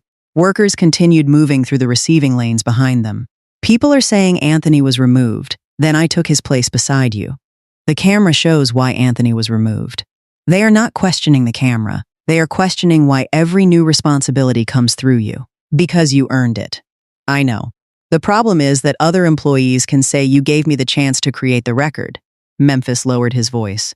What do you want changed? Assignments outside receiving should go through the department system. Another manager should attend distributor meetings. My recommendation and your approval should appear separately. You think being seen alone with me damages your work? I think it gives people an easier explanation than the truth. Have I made you uncomfortable? No. That is why I am saying this before it becomes a larger problem. Memphis looked at the shipment plan between them. All account meetings include the shipping supervisor or another department manager. Every assignment outside your current role is documented. Your name appears beside the recommendation, and mine appears only if I approve it. That is what I need. I will still ask for your judgment when the company needs it. I am not asking you to stop. You are asking for distance. I am asking for a boundary that shows where my work ends and your authority begins. Memphis picked up the plan. Then we make it visible. The next Michael review took place in the glass conference room with the shipping supervisor present. Lena explained how the two partial pallets could share one position without mixing lot numbers. The supervisor confirmed the divider and wrapping arrangement. Memphis checked whether the change affected freight or another customer's delivery, then entered his approval into the account system. The final record showed Lena's proposal, the supervisor's operational review, and Memphis's authorization on separate lines. No part of the decision depended on a private conversation. Before the meeting ended, Memphis questioned another loading change Lena had suggested because it would have delayed a smaller customer. She revised the plan, found another arrangement, and submitted it through the same process. The disagreement remained inside the record instead of becoming an exception between them. After the shipment cleared, Lena returned to receiving. Memphis passed her desk on his way to production. Michael's report is complete, she said. I saw it, he continued without stopping. The exchange lasted only seconds. Lena had not withdrawn from the responsibilities she had earned, and Memphis had not stopped relying on her judgment. They had changed the structure around that work, so the evidence showed who proposed each decision, who reviewed it, and who held the authority to approve it. Heavy rain reached Birmingham before sunrise the following Monday. Water covered parts of the road, traffic slowed, and buses fell behind schedule. Memphis was driving toward the production facility when he saw Lena walking beside the road beneath a small umbrella. Her pants were wet below the knees, and passing cars sent water across the sidewalk. He slowed beside her and lowered the passenger window. Get in. Lena looked toward the bus stop ahead. I can wait. The buses are delayed, and you are already soaked. She glanced toward the road leading to the plant. Employees use this route. Someone may see me arriving with you. I can drop you behind the loading bays. Another vehicle passed through standing water and sprayed the edge of her coat. No bus appeared near the shelter. Memphis unlocked the passenger door. This is a ride through a storm. It does not change the work process we agreed on. Lena caught the umbrella as a gust pushed it sideways. Standing there would not protect her record or stop anyone from talking. She folded the umbrella and climbed inside. Water collected beneath her shoes. I'm getting your car wet. The floor will dry. Memphis turned the heat toward her side and pulled away from the curb. The car was clean but ordinary, with production papers and a paper cup in the center console. Lena held the umbrella between her knees. I expected a vice president to drive something more expensive. This one works. That sounds like Tyrell. It is. Traffic stopped near a flooded intersection, forcing Memphis onto a higher road behind the facility. Lena watched the rain blur the buildings outside. One ride does not become another reason to send assignments directly through you, she said. It won't. And it does not change the boundary. I know. Memphis did not defend the camera record, Michael's renewal, or the promotion process they had not yet discussed. He had already agreed that visible structure mattered more than private reassurance. The road ahead narrowed, where water covered one lane. Cars moved through it one at a time, leaving them several minutes from the employee entrance with no clear way forward. Memphis pulled into an empty space beside a closed supply store. We have time before the shift, he said. We can wait for the water to clear. Rain struck the roof while they sat inside the parked car. For months, every conversation between them had involved production schedules, damaged shipments, or account records. Now, no work problem waited between them. Memphis looked at the water drying along Lena's shoes. Do you take this route every day? Most days. Even after the transfer? Yes. That is a long walk before the bus. It gets me to work. And after the shift? The same route in reverse. Memphis looked toward the shelter visible through the rain. Several passengers were crowded beneath its narrow roof, but no bus had arrived. A car would give you hours back every week. Lena rested both hands around the umbrella handle. A car costs more than the price written on it. Insurance and repairs. Fuel, tires, registration, and whatever breaks after you buy it. You could still afford an older one with what you make now. Probably. Memphis turned toward her. Then why haven't you? Lena looked through the windshield toward the production facility. The question had nothing to do with product codes, distributor accounts, or whether she deserved another responsibility. Answering it meant explaining what every bus ride and postponed purchase was meant to protect. The pay is not the problem, she said. Memphis waited. Then what is? I'm saving for an apartment. You already rent a room. A 2-bedroom apartment. He understood before she explained. For Violet? Lena looked through the rain-covered windshield. Her knees and hands are getting worse. She still lives alone outside Marion, and she keeps doing work she should have stopped years ago. Does she want to move? She says she doesn't. Do you believe her? I believe she does not want to become my expense. Lena rested the umbrella against the passenger door. I need a ground floor unit or a building with an elevator. It has to be near a clinic, a grocery store, and a bus route because neither of us has a car. I have found places that work, but I still need the deposit, moving costs, and enough savings to keep us secure after she arrives. Memphis looked toward the flooded intersection. An older car would make it easier to reach work and visit her. It would make my life easier. Lena turned toward him. The apartment would change hers. How long would buying a car delay it? Months. Longer if it needs repairs. She looked down at her wet shoes. A car can wait. Violet cannot keep getting older while I decide which convenience I want first. Memphis did not offer money or suggest that Tyrell could help. Does she know you are saving? He asked. No. She would tell me to spend it on myself. Maybe she means that. She also says her knees are fine. Then a neighbor calls because she could not walk to church. Lena tightened one hand around the umbrella handle. She spent years making every problem sound smaller so I could leave Marion without feeling responsible for what I left behind. And now you do the same thing. Lena looked at him. What do you mean? You show up, finish the work, and make the cost sound manageable. This is not about me. It is about why you walk to the bus every day instead of buying a car. Lena turned back toward the windshield. I can handle the bus. Even in weather like this? Weather changes. Violet's house does not. Memphis knew only what Charles had once told Tyrell. Lena had come to Birmingham because the work in Marion could not support both her future and her mother's needs. He had not known she was measuring every purchase against 2 bedrooms, a clinic, and a safer entrance. How close are you? He asked. A few months if nothing goes wrong. Something usually does. Then I adjust. You moved here with this plan? I moved here because staying in Marion meant surviving 1 week at a time. The warehouse gave me steady income. The transfer gave me more time and skills I could build a future on. And Michael's account added responsibility. Lena's expression changed. That is why the work has to remain mine. Memphis understood the connection. If people treated her progress as something he had handed her, they were not only questioning her reputation, they were reducing the years she had spent building a way to bring Violet out of Marion. It is yours, he said. The records show that. Records help. Distance helps too. I know. Traffic began moving through the intersection. Memphis restarted the car and turned toward the rear entrance of the facility. What you told me stays between us, he said. Do not tell Tyrell because you think he can solve it. I won't. Do not change my assignments because you know why I need the money. I won't. And do not recommend me for anything I have not earned. Memphis kept his eyes on the road. I already recommended you for something before this morning. Lena turned toward him. What? You will hear about it through the proper meeting. Was it submitted before you knew about the apartment? Yes. Can you prove that? The date is on the proposal. The production facility appeared beyond the warehouse wall. Memphis stopped beneath the covered walkway behind the loading bays. Lena opened the door but remained seated long enough to look at him. Whatever the proposal is, I want to know who else was considered and who makes the final decision. You should ask. She stepped out and raised the umbrella.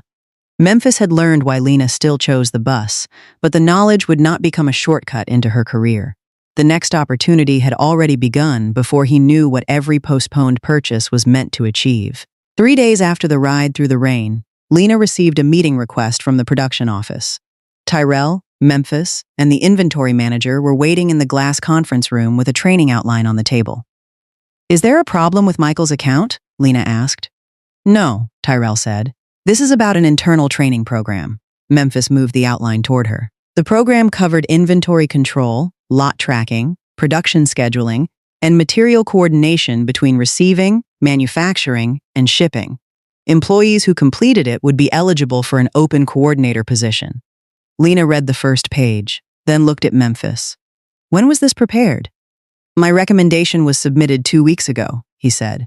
Before Monday? Before the rain and before I knew about the apartment. The inventory manager placed the dated proposal beside the outline. Memphis's recommendation appeared first, followed by Tyrell's approval and the manager's review. How many people were considered? Lena asked. 4, the manager said. 2 were selected. You and a current senior operator will complete the same training and final assessment. Why was I chosen? Memphis opened her performance record. You corrected receiving errors, coordinated production requests, helped rebuild Michael's shipping process, and created procedures now used for other accounts. You recommended me. Yes. Then you should not decide whether I pass. I won't, Memphis said. The inventory manager and an operations supervisor from another facility will conduct the final assessment. Lena turned toward the manager. Same assignments and scoring for both trainees? The same.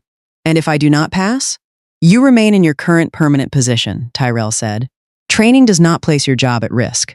Lena returned to the outline. 4 paid hours each week would move from receiving into instruction and supervised planning. The rest of her shift would remain unchanged. Who covers receiving during those hours? She asked.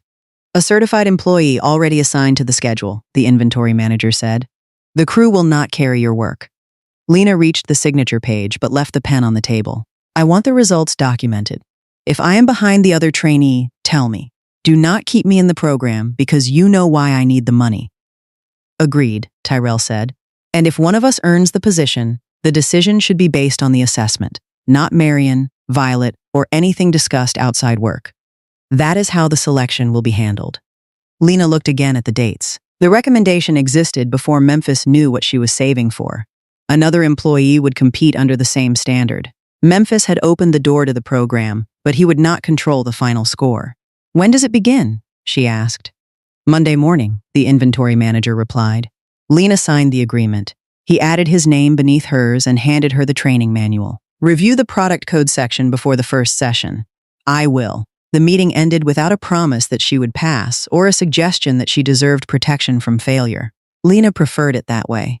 She carried the folder downstairs and returned to receiving before the next truck arrived. The opportunity was not charity disguised as advancement. The dates, competition, and independent evaluation showed that it had begun with work she had already done. 3 weeks into the material coordination program, the production facility received its largest order of the season. A regional grocery distributor wanted baking mixes and dry seasonings for more than 80 stores, with the first shipment due in 12 days. The order would keep 3 production lines running across 2 shifts. If the company delivered on time, the distributor planned to add the products to its regular inventory. If the first shipment failed, the stores would replace them before the holiday sales period began. Tyrell called the department managers into the conference room that morning. Lena attended with the other trainee and the inventory manager, carrying the current material records. Memphis placed the customer schedule on the table. The plant can complete the order, he said, but one major delay could affect production, packaging, and shipping at the same time. The order included several baking mixes, followed by 4 seasoning blends that used similar ingredients in different quantities. Some of the outer bags looked nearly identical, and several product codes differed by only 1 number. The inventory manager divided the planning work between the 2 trainees. The senior operator would coordinate flour, sugar, and packaging for the baking mix lines. Lena would prepare the material schedule for the seasoning runs and track every lot moving from storage to production. Every schedule requires approval before release, the manager said. Once production begins, every change must appear in the record. Lena compared the distributor's quantities with the plant's available inventory. Most ingredients were already in storage, but 2 spice blends would not arrive until 3 days before their scheduled runs. Another ingredient appeared in sufficient quantity overall, though the stock was divided among 3 lots with different approval dates. She marked each conflict before assigning material to a line. Memphis stopped beside her chair. Can the seasoning schedule hold? If the incoming shipment arrives on time, and if it does not? Lena checked the formulas and available lots again. The first 2 blends remain unchanged. The 3rd and 4th can exchange positions if quality control approves the alternate lot. Build both versions, Memphis said. We do not wait for a late truck before deciding what the plant does next. Lena created a primary schedule and a backup plan showing which run could move without delaying packaging or shipping. The inventory manager reviewed the product codes, quantities, staging times, and approval requirements before signing the primary version. Release this one, he said. Keep the backup in the control folder. By noon, the production floor had begun preparing for the order. Packaging cleared finished goods from the staging area, maintenance inspected the mixers, and shipping reserved truck space for the first pallets. Lena marked separate storage zones for the 4 seasoning blends and made sure the supplier codes would remain visible beneath the temporary production tags. Monica reviewed the quality control sampling plan beside her. "This is the kind of order people rush because they are afraid of causing the delay," Monica said. "That is when similar products become the same product in someone's head," Lena replied. "Then keep the records ahead of the pressure." The first baking mix line started the next morning. By the afternoon, all 3 lines were operating, and finished bags were moving toward packaging. Lena checked the seasoning inventory against the following day's requests. The quantities matched, but the amount of material entering and leaving storage made errors harder to notice. Incoming pallets shared aisles with ingredients already assigned to production. Temporary tags covered parts of the supplier markings, and workers wanted faster releases to keep the staging rows clear. Lena continued comparing the physical bags with the approved schedule, instead of trusting the location labels alone.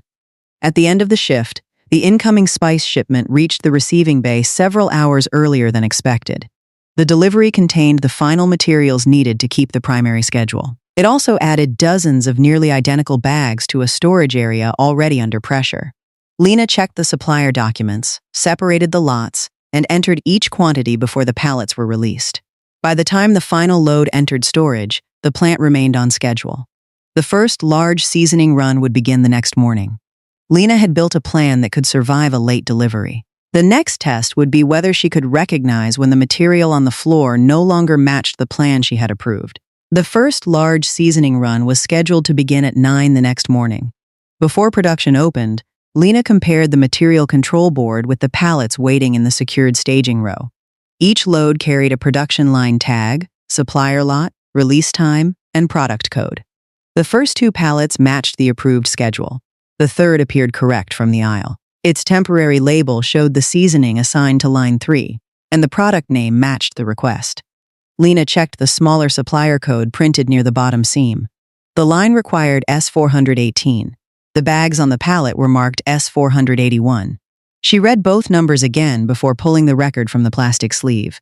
The receiving form listed S418, but the physical product did not. The 2 blends came from the same supplier and had nearly identical names, yet they belonged to different formulas. Lena placed a red hold tag over the temporary label and called the inventory manager. He was reviewing another production line and did not answer. A forklift driver entered the staging row with the line 3 request. "The mixer is ready," he said. "This pallet is on hold." He looked at the temporary tag. "It says line 3. Lena pointed to the code on the bag. "The request requires S418. This is S481. Quality control already released the shipment. They released the lot into inventory. They did not approve this product for today's formula." The driver checked the waiting line through the open production doors. "Where is the correct pallet?" "I'm finding it." Lena opened the inventory system. It showed enough S418 for the full run and placed the quantity in the staging area in front of her. The record was correct only if the temporary label was trusted. She checked the surrounding pallets, but none of the visible bags carried S418. The receiving photographs from the previous afternoon showed both products being unloaded from the same truck. One pallet near the rear of the trailer clearly displayed S418. Beside it stood another load marked S481. Both had been wrapped in the same plastic and sent through inspection together. Lena followed their movement records. After inspection, one pallet had been assigned to production while the other remained in storage. The employee moving them had scanned the temporary tags instead of the supplier codes printed on the bags. If the tags had been attached to the wrong loads, the system would still show every movement as correct. Lena took the staging photograph with her and walked the nearby storage rows. She checked each similar pallet by the code on the physical bags rather than the outer tag. Near the back of the storage area, she found a load labeled S481. Beneath the temporary tag, the bags were marked S418. The correct and incorrect pallets had exchanged identities after inspection. Lena photographed both loads, attached the images to the material record, and placed a hold tag on the second pallet as well. She called Monica in quality control. Line 3 requires S418. The pallet in staging is physically marked S481. and I found S418 stored under the other tag. Do not move either one, Monica said. Those codes are not interchangeable. I'm pulling the formula sheets now. Lena returned to the staging row and called Memphis. 2 seasoning pallets were switched after inspection. The wrong code is staged for line 3. Has anything entered the mixer? No. Are both pallets secured? Yes. I photographed the physical codes and placed both on hold. Keep them there until quality control and the inventory manager correct the records. Lena ended the call as the production warning light began flashing above line 3. The forklift driver remained beside the machine without touching the controls. Workers near the ingredient station looked toward the empty staging square, waiting for the first pallet. Lena placed the production request, photographs, and movement history together on the control table. The evidence showed where the switch had happened, but quality control had not yet issued the formal confirmation needed to release the correct material. Footsteps approached from the production floor. The line supervisor entered the staging row, looked at the waiting forklift, and pointed toward the pallet marked for line 3. Why hasn't that moved? Lena showed him the production request and the supplier code printed on the bags. The line requires S418. This pallet is S481. The temporary tags were switched after inspection. He examined the outer label. The system says S418 is staged here. The system followed the wrong tag. The physical product does not match the formula. Quality control released the shipment. They released it into inventory. Monica is checking whether this code can be used for line 3. The warning light above the production floor continued flashing. Workers waited beside the empty ingredient station while the mixer remained idle. The customer expects the first shipment in 12 days, the line supervisor said. We cannot stop every time one number is questioned. The number identifies the product. The product name is almost the same. The formula code is not. He turned toward the forklift driver.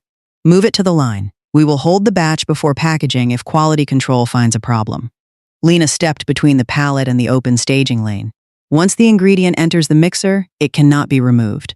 You are still a trainee. You do not have authority to shut down production. Lena opened the material control manual beside the control board and found the section governing mismatched products. Any employee assigned to material control can place a hold when the physical code does not match an approved request. The hold remains until quality control or the inventory manager releases it. The line supervisor looked at the page without taking the manual.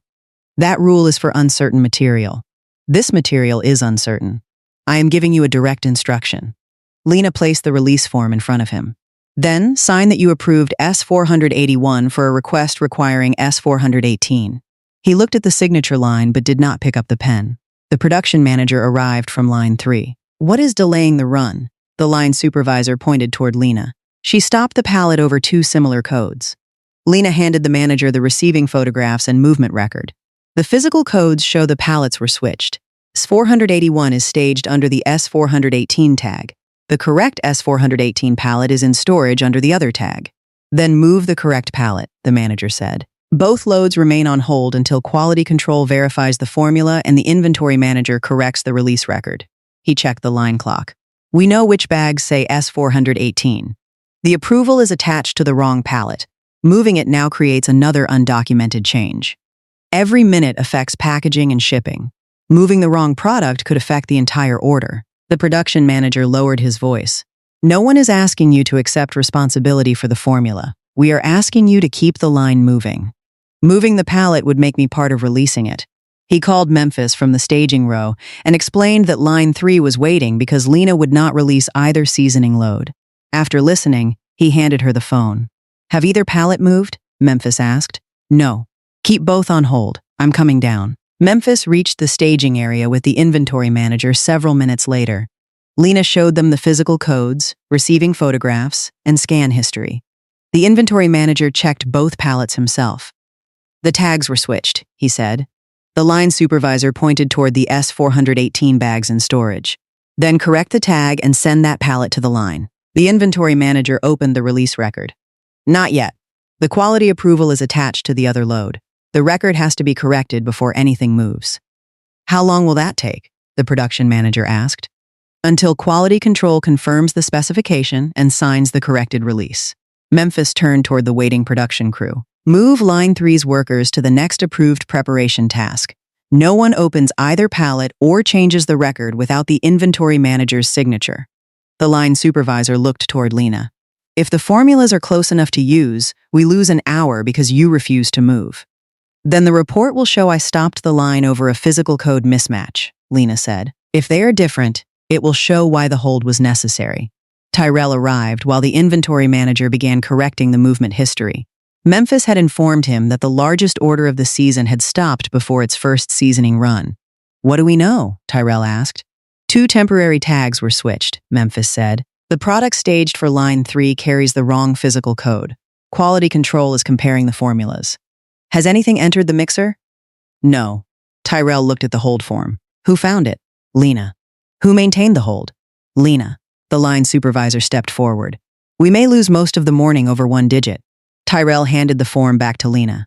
Then we lose the morning. We do not gamble a customer's order because the schedule makes us impatient. He turned toward the production manager. Use the backup plan until quality control answers. The line does not restart without the correct product and complete approval. No one challenged the hold again. Workers moved to other tasks. Packaging adjusted its schedule, and shipping waited for a revised start time. Lena remained beside the sealed pallets while quality control examined the specifications. She did not yet know whether S481 would ruin the batch. She knew only that the product on the floor did not match the product the company had approved. Under pressure from 2 managers and the largest order of the season, she had refused to let it move. Quality control returned with the specification sheets 40 minutes after Lena stopped the line. Monica placed both formulas on the material control table, while Tyrell, Memphis, the inventory manager, and the production manager gathered around her. S418 and S481 are not interchangeable, she said. They share several ingredients, but the ratios are different. S481 also contains a spice that does not belong in the line 3 formula. The production manager looked toward the sealed pallet. What would have happened if it entered the mixer? The batch would have failed specification and could not have been shipped under the ordered label. The mixer was large enough to combine thousands of pounds of product in one run. Using the wrong seasoning would have destroyed the batch and delayed every order scheduled behind it. The line supervisor looked toward Lena. Then she was right. The code was wrong, Lena said. That was enough to hold it. Tyrell faced the managers. A production schedule does not outrank an approved formula. When a documented hold is placed, no one pressures an employee to release the material first and verify it later. The line supervisor lowered his eyes. Understood. Memphis opened the backup plan Lena had prepared before production began. While quality control reviewed the formulas, the line 3 crew had moved to the next approved preparation task. Packaging and shipping could still recover the delay if the correct seasoning reached the mixer within the next half hour. The first truck can still leave inside the promised window, Memphis said. Use the backup schedule until line 3 clears inspection. The inventory manager corrected the movement history and attached the quality approval to the physical S418 pallet. Monica verified the supplier code and lot number before signing the release. Lena compared the final record with the production request. Everything matches. Memphis turned toward the forklift driver. Move the approved pallet. The wrong S481 load remained sealed in the hold area. The correct pallet entered line 3 under the revised record, and the operator checked the code aloud before opening the first bag. The batch passed quality inspection. By the afternoon, packaging had recovered enough time to preserve the distributor's shipping window. Near the end of the shift, the inventory manager called Lena into the conference room. Her training folder rested beside the hold form and incident report. The second trainee and both evaluators were present. Today will be included in your assessment, the manager said. Lena remained standing. Because the line stopped? Because you identified a physical code mismatch, traced the error through the records, used the authority in the material control procedure, and maintained the hold under pressure. The second evaluator turned the report toward her. You did not know whether S481 would fail the formula when you stopped it. I knew it was not the approved code. That was the correct standard. The manager marked the incident under material control and documentation. A coordinator is not expected to memorize every formula. A coordinator is expected to stop movement when the physical product, record, and approval do not agree. Lena signed beneath the evaluator's notes. No one praised her courage or mentioned why she needed the promotion. The record showed what she found, which rule she used, and what loss the decision prevented. When she returned to the production floor, The correct seasoning was already moving into packaging. The largest order of the season remained on schedule because Lena had protected the process before she knew whether anyone above her would support the decision. She had done the work of a coordinator before the title belonged to her. 2 days after the first shipment left on schedule, Lena was reviewing the next production run when her phone rang inside the material control office. She almost ignored it until she saw Violet's neighbor on the screen. Lena stepped into the hallway and answered. "Is my mother with you?" "She's at the clinic," the woman said. Her knee gave out near the back steps. "I found her on the ground this morning." "Did she hit her head?" "No, but she couldn't stand. The doctor is checking her hip and knee." "Let me speak to her." She left her phone at home. "I'll call when the doctor tells us more." Lena asked for the clinic's name, then returned to the inventory office. "My mother fell," she told the other trainee. She handed him the approved production plan and marked the 2 requests still waiting for the inventory manager's signature. "Everything else is released." "I'll take it from here," he said. Lena found the inventory manager near the control board. "Violet is at a clinic outside Marion. I need to leave." "Your assignments are covered," he said. "Clock out under family emergency and call when you know whether you're returning tomorrow." Lena collected her bag and checked the bus schedule near the employee entrance. The next direct route to Marion would not leave until late afternoon. A second route required 2 transfers and would arrive only slightly earlier. She called the station to confirm, then searched for a rideshare. The fare was more than half a month's rent, and no driver accepted the distance. "What happened?" Memphis asked from the production hallway. "Violet fell. She's at a clinic in Marion." "Is she conscious?" "Yes. They're checking whether she injured her hip or knee." Lena looked at the bus schedule again. "I cannot get there before late afternoon." "They'll drive you. You're overseeing the largest order of the season. The production manager has the floor. The inventory manager has the material schedule. I can take the bus. That gets you there after the clinic may close." Lena looked toward the workers crossing the hallway. "People already question why you help me." "Then we document this like every other decision. The managers know where we are going. Tyrell knows why I am leaving. And the facility continues without us." She studied him. "This is only transportation. You are not solving the apartment, the medical bills, or anything else. I am driving a car to Marion. And when we get there, I speak for myself." "Understood." Memphis called the production manager and confirmed that he would take authority for the rest of the shift. The inventory manager recorded Lena's emergency leave and transferred her remaining work to the other trainee. Memphis then called Tyrell from the hallway. "Violet fell in Marion.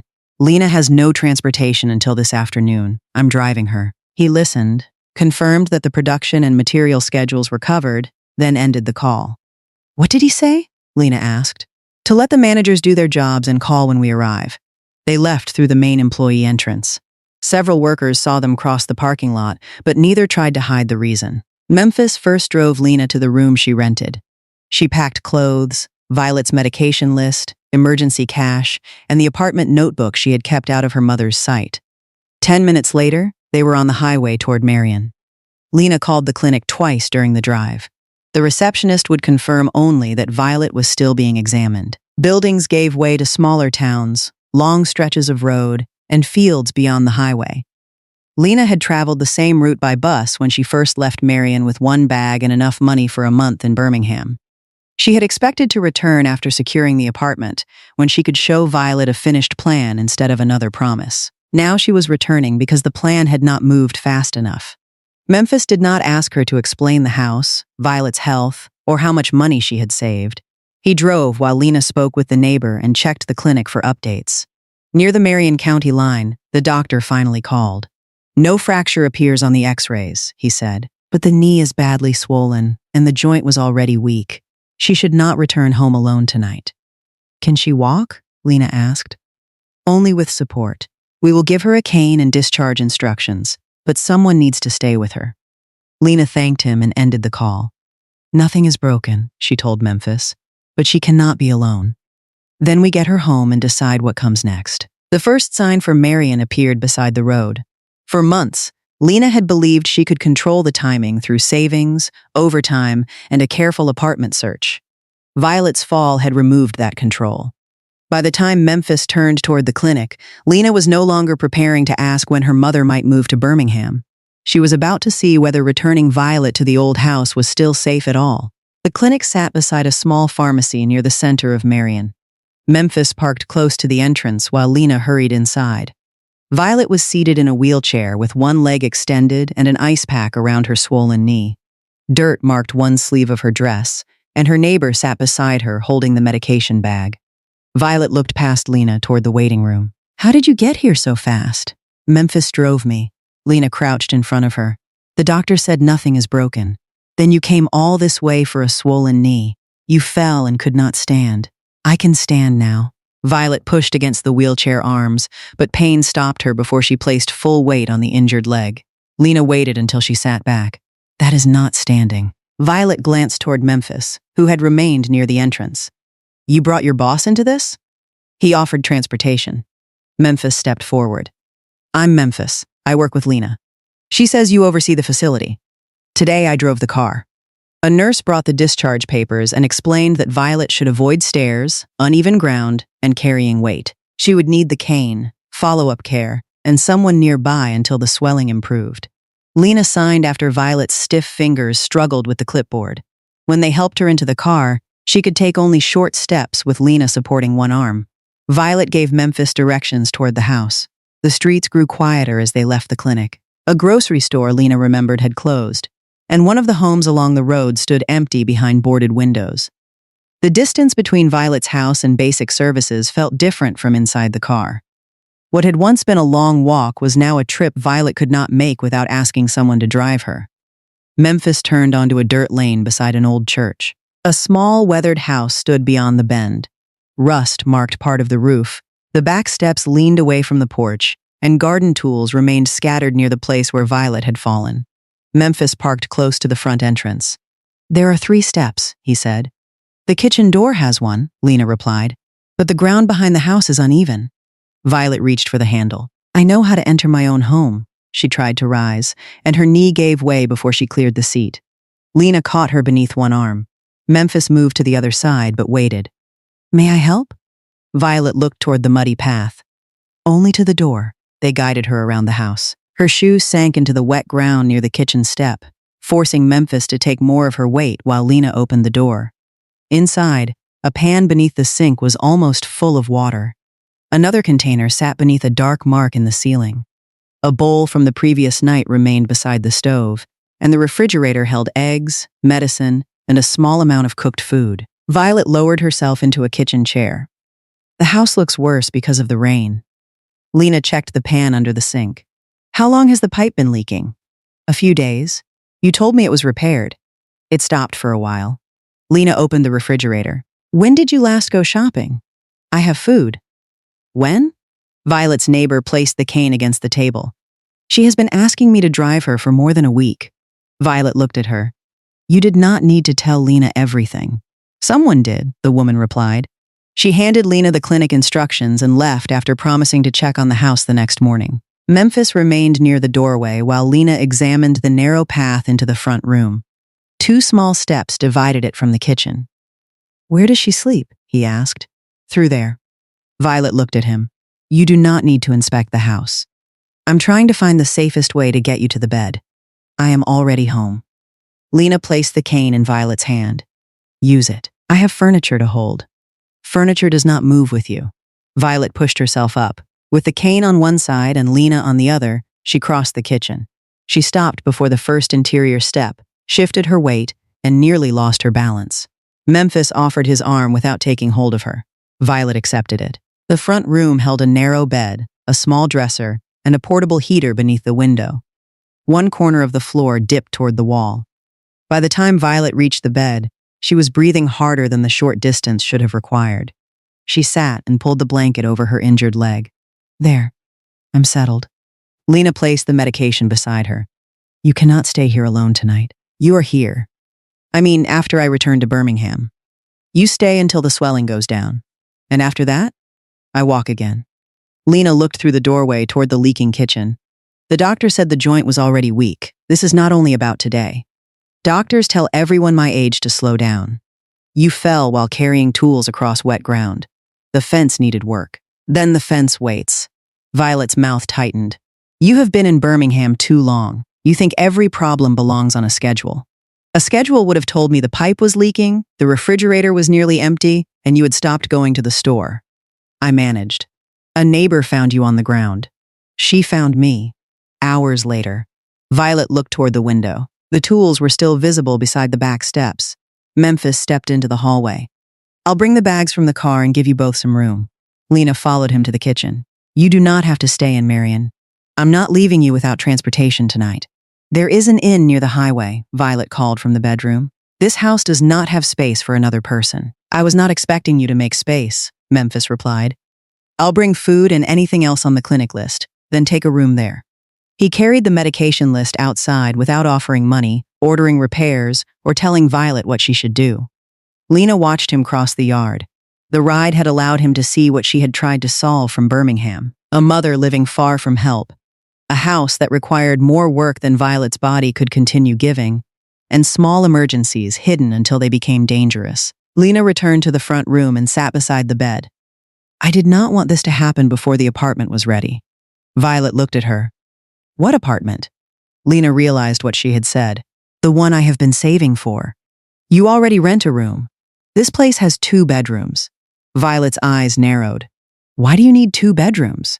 Lena looked toward the uneven floor, the cane beside the bed, and the doorway Violet could no longer cross without help. One of them is for you. Violet looked toward the doorway, then back at her daughter. No, you have not heard the plan. I do not need to. I am not leaving my home because I fell once. This is not about one fall. Then what is it about? Lena pointed toward the cane beside the bed. You cannot reach the kitchen without help. The grocery store is closed, the roof leaks, and the neighbor found you on the ground hours after your knee gave out. The swelling will go down. The distance from this house to help will not. Violet pulled the blanket higher over her legs. You built a life in Birmingham. I will not become the reason you give it up. I am not giving it up. You are standing here instead of preparing for your assessment. The company covered my work. That program could change your future. This house is why I entered it. Violet's expression tightened. No. You entered because you are capable. Do not turn every opportunity into another way to carry me. You carried me when there was no one else. That was my responsibility. And now you have decided I am never allowed to return it.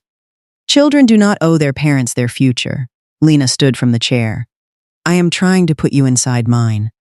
Violet looked away, but her answer did not change. I have a home. You have a house you cannot maintain alone. It belonged to your grandmother before it belonged to me. That does not make it safer. Your father left, and this house stayed. Work disappeared, and this house stayed. You moved to Birmingham, and I still had something that was mine. Lena stopped arguing. Violet was not defending the leaking pipe or the uneven floors. She was defending the one place that had remained after every other part of her life changed. I am not asking you to sell it, Lena said. I am asking you to come with me until we know you can live here safely. Then I return when my knee improves. And the next time no one finds you? You keep talking as if I am helpless. Violet reached for the cane and pushed herself upright. Lena moved forward, but Violet raised one hand. Let me. She took one step. On the second, the injured knee failed to hold. Lena caught her before she struck the dresser and lowered her back onto the bed. Violet pulled her arm away. I lost my balance. You crossed 2 feet. Today. You keep saying today as if time will repair the house, reopen the store, and put someone beside you when you fall. Violet turned her face toward the window. Lena opened her bag and placed a small notebook on the dresser. Then look at what I planned before today. Violet opened it. The pages listed deposits, rent, moving costs, bus routes, clinic distances, and grocery stores. Several apartment addresses had been crossed out because they required stairs or sat too far from public transportation. How long have you been doing this? She asked. Since I found steady work. Without asking me? Every time I mentioned Birmingham, you told me you were fine. Violet turned another page. How much have you saved? Almost enough for the deposit and the move. Almost is not enough. I need a few more months. Then there is no apartment. There are 2 places that meet the requirements. I wanted to show you after I could sign the lease without asking you to wait. Violet closed the notebook. Take the money and buy a car. No, you spend hours on buses. A car makes my life easier. The apartment changes both of ours. I did not ask you to build it for me. You never ask for anything. That does not mean you give me everything. It means I decide what matters to me. Footsteps crossed the kitchen. Memphis returned with groceries, bottled water, and the cane model listed on the clinic instructions. He placed the bags on the table and handed Lena the receipt. The pharmacy had everything except one refill. They can prepare it tomorrow, Violet called from the bedroom. Nobody asked you to fill my kitchen. Memphis stopped at the doorway. It is enough food for a few days. Lena can pay me back. You could afford to do more than that.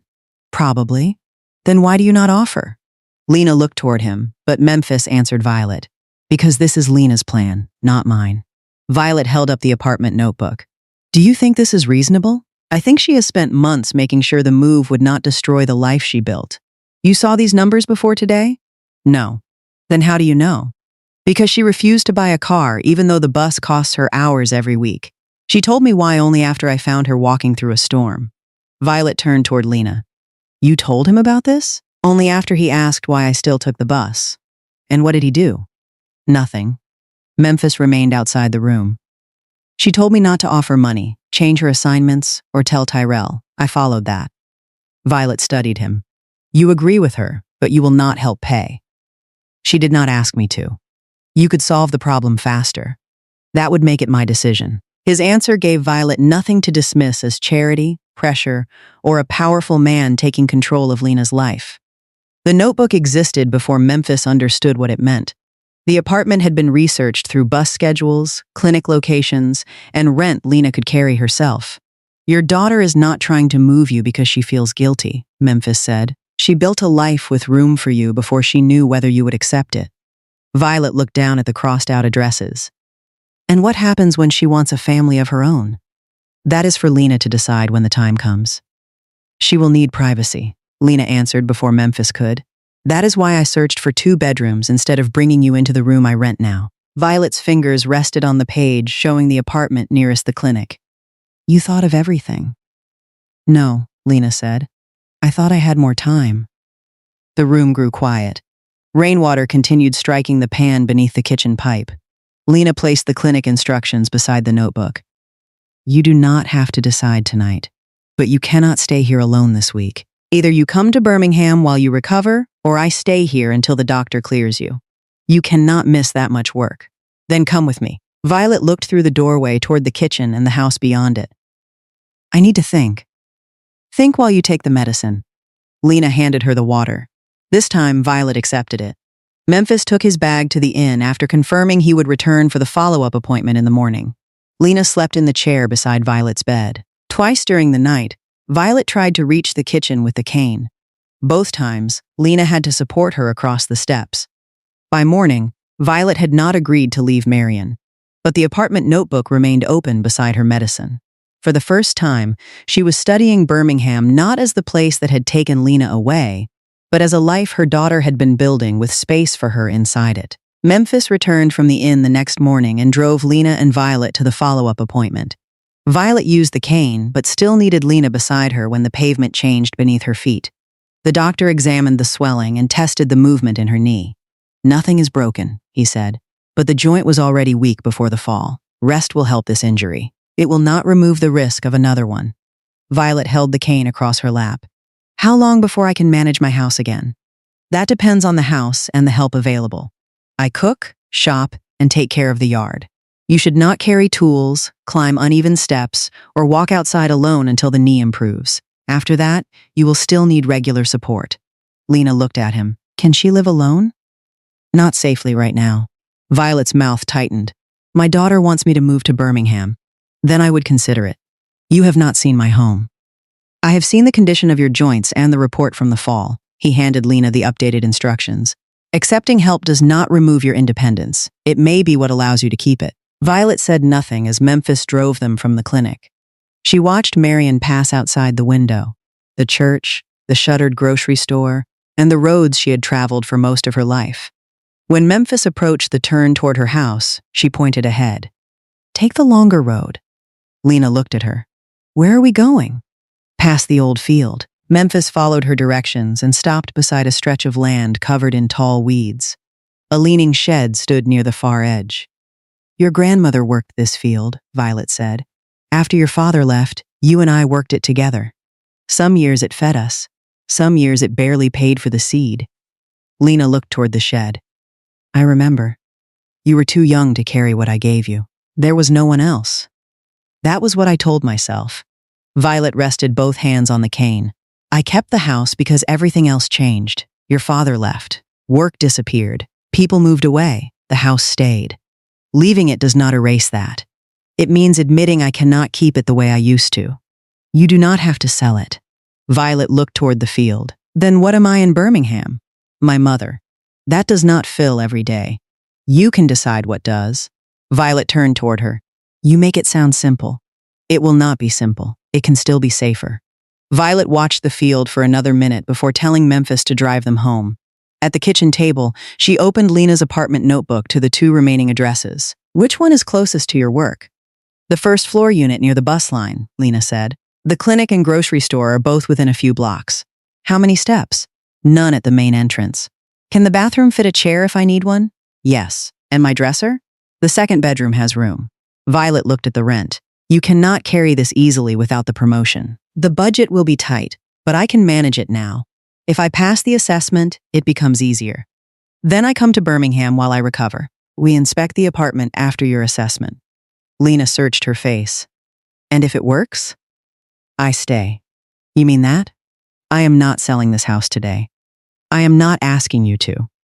The neighbor keeps the spare key. I decide what happens to the property later. Agreed. Violet closed the notebook. And you do not turn your entire life into caring for me. I have work. You also need rest, friends, and whatever else you have not planned. Her eyes moved toward Memphis outside the kitchen window, where he was checking the loose board near the back entrance. You do not owe that man anything because he drove us here. Lena followed her gaze. I know. He helped without taking over. That does not mean you give him an answer he has not asked for. There is nothing to answer. Not yet. Memphis returned to the kitchen. The board will hold today, but it needs replacing. Violet looked at him. I am coming to Birmingham. For the recovery? He asked. Until Lena finishes her assessment. After that, we look at the apartment. When do you want to leave? Tomorrow morning. Violet pointed toward the hallway. And since you brought the car, you can carry the boxes I choose. The rest of the day passed without another argument about whether she was leaving. Violet selected clothes, medication, family photographs, her sewing box, and a few kitchen items. She left behind broken furniture, garden tools, and anything she could no longer use. Lena packed only what Violet handed her. Memphis carried each box to the car without deciding what belonged inside it. The neighbor agreed to check the roof and call if the weather damaged anything. That evening, Violet sat on the porch while Lena locked the shed. Birmingham may not feel like home, Violet said. It does not have to on the first day. And if I hate it? Then we talk about what needs to change. We do not pretend you are fine until another fall makes the decision for us. Violet looked toward the dark field. You planned this longer than I understood. I wanted to arrive with everything ready. Life did not wait for your schedule. No. Violet held the cane beside her chair. Then we adjust. The next morning, she walked through the house once more. She checked the kitchen window, touched the dresser that would remain behind, and stood at the front door with the key in her hand. Lena waited without urging her. Violet locked the door herself and gave the spare key to the neighbor. The house remained hers. Leaving did not erase the years she had survived there or the family who had lived there before her. It only ended the belief that keeping it required her to remain alone inside it. Memphis loaded the final box while Lena helped Violet into the car. This time, Violet did not describe the trip as temporary. Over the next 3 weeks, Violet recovered in Birmingham while Lena completed the final stage of her material coordination training. Lena used most of her savings to secure a ground-floor 2-bedroom apartment near a bus route, grocery store, and clinic. The budget was tight without the promotion. But Violet no longer had to cross uneven steps to reach a kitchen or wait for a neighbor when she needed groceries. At work, Lena and the other trainee completed the same final exercises in inventory reconciliation, production planning, lot control, and material holds. The inventory manager and the operations supervisor submitted their scores to Tyrell. Memphis did not receive a copy. Before the selection was approved, Tyrell called him into the office. Two employee files rested on the desk beside the panel's assessment folder. Who should receive the coordinator position? Tyrell asked. The candidate with the higher assessment and stronger documented record. I asked who. I have not seen the scores. Tyrell tapped Lena's file. You recommended her for training. You saw how she handled Michael's account and the line 3 hold. Would you choose her? Based on the work I have seen, yes. Based on a fair selection, the panel should decide. You made the decision when Anthony was fired. The camera and witness statements established misconduct. Leaving him in authority would have placed other employees at risk. This decision also affects an employee. It offers a benefit. That requires a process no one can trace back to my preference. Tyrell leaned back. Because people already connect her opportunities to you? Yes. People gossip whether the records are clear or not. That does not give me permission to make the gossip true. Tyrell opened the other trainee's file. Suppose the scores are close. Would you select Lena? The panel should compare the incidents, attendance, and performance records under the same standard. You are avoiding the question. Memphis met his father's eyes. I am refusing a decision I should not control. Tyrell closed the file. Do you care about her? Memphis did not answer at once. Denying it would make the safeguards he had supported appear dishonest. Yes. Does Lena know? No. Have you asked her for anything outside work? No. Why not? Because I supervised the facility and recommended her for training. She should not have to wonder whether saying no changes her career. Tyrell looked toward the production floor through the office glass. You drove her to Marion. Her mother was injured, and no transportation could get her there before the clinic closed. The production manager, inventory manager, and you knew before we left. You helped Violet move.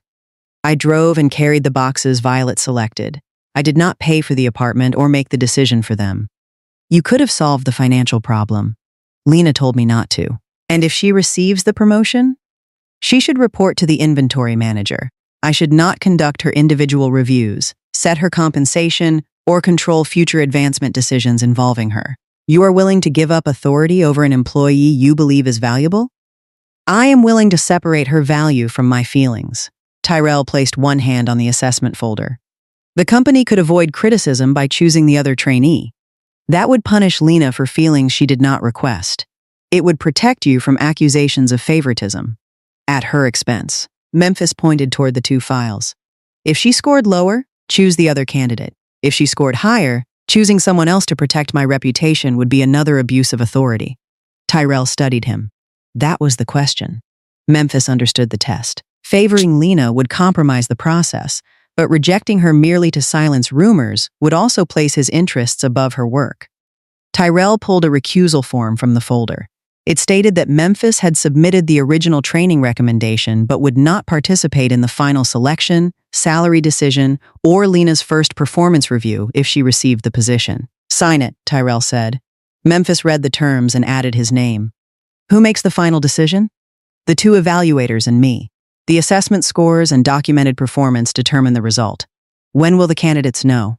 Tomorrow, after the production meeting. Memphis returned the form. Tyrell added it to Lena's file. What will you do about your feelings? Nothing while my position gives me leverage over her answer. And after the reporting structure changes? I will decide whether speaking is fair. She will decide whether she wants to hear it. Tyrell closed both employee files. Until the announcement, you discuss the selection with neither candidate. Understood. Memphis stood and returned downstairs without asking which trainee had scored higher. Lena was reviewing the final material records beside the production board. She did not ask him about the decision, and he gave her no sign that the assessments had reached the office. Memphis had been offered two ways to misuse his position: promote Lena because he cared about her, or block her to prove that he did not. He had refused both. The next afternoon, Tyrell asked employees from receiving, production, inventory, quality control, and shipping to gather near the main production board. The largest order of the season had been completed inside the distributor's shipping window, and the final pallets were waiting at the loading bays. Lena stood beside Monica and the other trainee, while Memphis remained near the production manager. This order required speed, Tyrell began, but it also required people willing to stop when the product and the record did not agree. He held up the incident report from line 3. During the first seasoning run, a trainee found 2 pallets carrying switched temporary labels. She maintained the hold while the line was waiting. and quality control confirmed that releasing the wrong product would have ruined the batch. He returned the report to the folder. That decision protected the customer, the schedule, and the work of every department behind that line. Tyrell opened the assessment results. 2 internal candidates completed the same material coordination training. They received the same assignments, scoring standards, and independent evaluation. The panel reviewed inventory accuracy, production planning, lot control, documentation, and performance during actual disruptions. Lena looked toward the senior operator who had trained beside her. Neither of them had been told the result. One candidate received the higher overall score, Tyrell said. The material coordinator position goes to Lena. Applause began near Monica and spread across the floor. Lena remained still until Monica touched her arm. Go. The other trainee extended his hand before Lena stepped forward. You earned it. Thank you. Tyrell handed her the written promotion notice. The position included a salary increase, responsibility for coordinating materials between receiving and production, and authority to place or maintain documented holds when physical inventory did not match an approved request. Her daily assignments and individual reviews would go through the inventory manager. The first performance evaluation would also include an operations supervisor from another facility. Memphis's name did not appear in the selection or review chain. When does it begin? Lena asked. Monday, Tyrell said. You will spend the rest of this week transferring your current receiving work. Lena signed the acknowledgement. Tyrell faced the employees again. The selection was based on the panel's scores and the documented performance record. The same review process remains available to both candidates. He did not mention Marion, Violet, the bus, or Lena's personal relationship with anyone in management. Her promotion was presented as a company decision supported by work the floor had seen. When the meeting ended, employees from several departments gathered around her. Receiving workers congratulated her for moving into a position that would coordinate the ingredients they handled each day. Monica put one arm around her shoulders. Now, can we celebrate? After I finish the transfer list. You said that after the assessment. The assessment ended. The work did not. Monica laughed. That is why they chose you. The line supervisor from line 3 approached after the others moved away. I owe you an apology, he said. I treated the schedule as if it mattered more than the code. Lena looked toward the production board. The procedure worked. Because you did not let me ignore it. Then respect the next hold before someone has to argue with you. He accepted the correction and returned to the floor. Lena carried the promotion notice into the inventory office, where the manager gave her the Monday schedule and a new procedure manual. Your first assignment is the staging process for similar supplier codes, he said. The current temporary labels are too easy to switch. I already drafted a change after the incident. Bring it Monday. He left for the production meeting. Memphis remained outside the office instead of entering. Congratulations, he said. Thank you. The panel gave you the highest score. When did you find out? During the announcement. Lena studied him. Tyrell did not show you beforehand? I removed myself from the decision. She looked at the reporting structure in the promotion notice. So the inventory manager handles my reviews? Yes. And the selection did not come through you? No. Why step back after recommending me for training? Because the recommendation was based on work I had already seen. The final position needed to stand without my personal judgment. Lena looked through the office doorway toward the employees returning to their stations. Some people might still connect her advancement to Memphis. The assessment scores, panel signatures, and new reporting structure gave that explanation no authority over her job. Then the boundary worked, she said. It did. Memphis stepped away from the doorway. The production meeting begins in 10 minutes, coordinator. It was the first time anyone had addressed her by the title. Lena picked up the manual and walked toward the conference room alone. That evening, she returned to the apartment with the promotion notice inside her bag. Violet sat at the kitchen table repairing the hem of a curtain. Her cane rested beside the chair, close enough to reach but no longer needed for every step. You're late, she said. There was an announcement. Lena placed the document in front of her. Violet read the first page, then returned to the salary figure and checked it again. You got the position. I got it. Violet stood and pulled Lena into her arms. Around them were the 2 bedrooms Lena had spent months saving for, the kitchen Violet could reach without uneven steps, and the life both women had once been told to keep postponing. Memphis had not bought the apartment or awarded the promotion. Lena's work had carried her from a 1-week warehouse trial to responsibility for an entire production system. The title was now hers, and the man who cared about her no longer controlled whether she could keep it. Lena began her new position the following Monday. The inventory manager assigned her work, approved her schedules, and reviewed the supplier code procedure she had drafted after the Line 3 incident. Memphis still attended department meetings as vice president, but he did not control her daily assignments or participate in her individual review. At the end of the week, the inventory manager approved Lena's new labeling process for every production line. She left the material control office after the second shift began and found Memphis near the employee entrance without a folder or production report in his hands. "Do you have a minute?" he asked. "Is something wrong with the procedure?" "No, this is not about work." Lena held the strap of her bag. "Then what is it about?" "Something I could not ask while your position still depended on decisions I made." He led her to a bench beneath the awning beside the front office. The evening shift had filled the parking lot, but the walkway was empty. Lena sat at one end of the bench. Memphis remained at the other. "Tyrell asked me during the promotion review whether I cared about you," he said. "What did you tell him?" "The truth." "Which was?" "Yes." Lena looked toward the parked cars. "How long?" "Since before Michael renewed his agreement.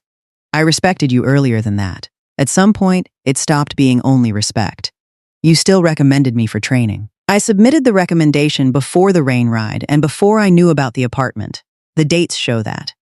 I also removed myself from the final selection because my feelings should not control your result. Why tell me now? Your promotion is final. You report to the inventory manager, and I am not conducting your review. You can refuse me without wondering whether it changes your job. You still oversee the facility. I do. I cannot pretend that difference disappears. I can refuse to use it against you." Lena turned toward him. "What are you asking?" "One dinner outside work. Nothing more than that unless we both decide otherwise." She did not answer. Memphis had driven her through the rain and taken her to Marion, but both trips had answered an immediate need. Dinner would not be transportation or company work. It would be a choice. "People may start talking again," she said. "They may. Some will say the promotion explains this. The recommendation dates, panel scores, and reporting structure remain the same. Not everyone cares about records. Then we do not make our decisions for people who ignore them." Lena studied him. "And if I say no, your work remains your work. You will not avoid me in meetings or question every decision I make? I will treat you the same way I did this week. What if I need time? Take it." He did not mention Violet, Marion, the apartment, or the times he had helped her. He did not present those things as reasons she should trust him. Lena noticed what he left out. "Did Tyrell tell you to ask me?" she said. "No. He told me not to ask until your answer could not affect your advancement." "And you believe that point has arrived?" "I believe you have enough protection to make your own choice. I do not believe the situation is perfect. It cannot be perfect while we work at the same company. Then refusing is reasonable. You say that as if it would not matter. It would matter. The answer would still belong to you." Lena looked down at her work shoes. She had spent years choosing only what served the next obligation. Money went to Violet, the apartment, medicine, rent, and transportation. Time went to shifts, buses, and training. Memphis was not offering to solve any of those things. He was asking whether she had room for one decision that served neither duty nor survival. "I do not want an expensive restaurant," she said. Memphis waited. "Why not?" "Because I would spend the entire evening calculating what everything costs. You would not be paying. That would make it worse. There is a diner near Violet's clinic. Regular menu. No reservation. You already chose a place?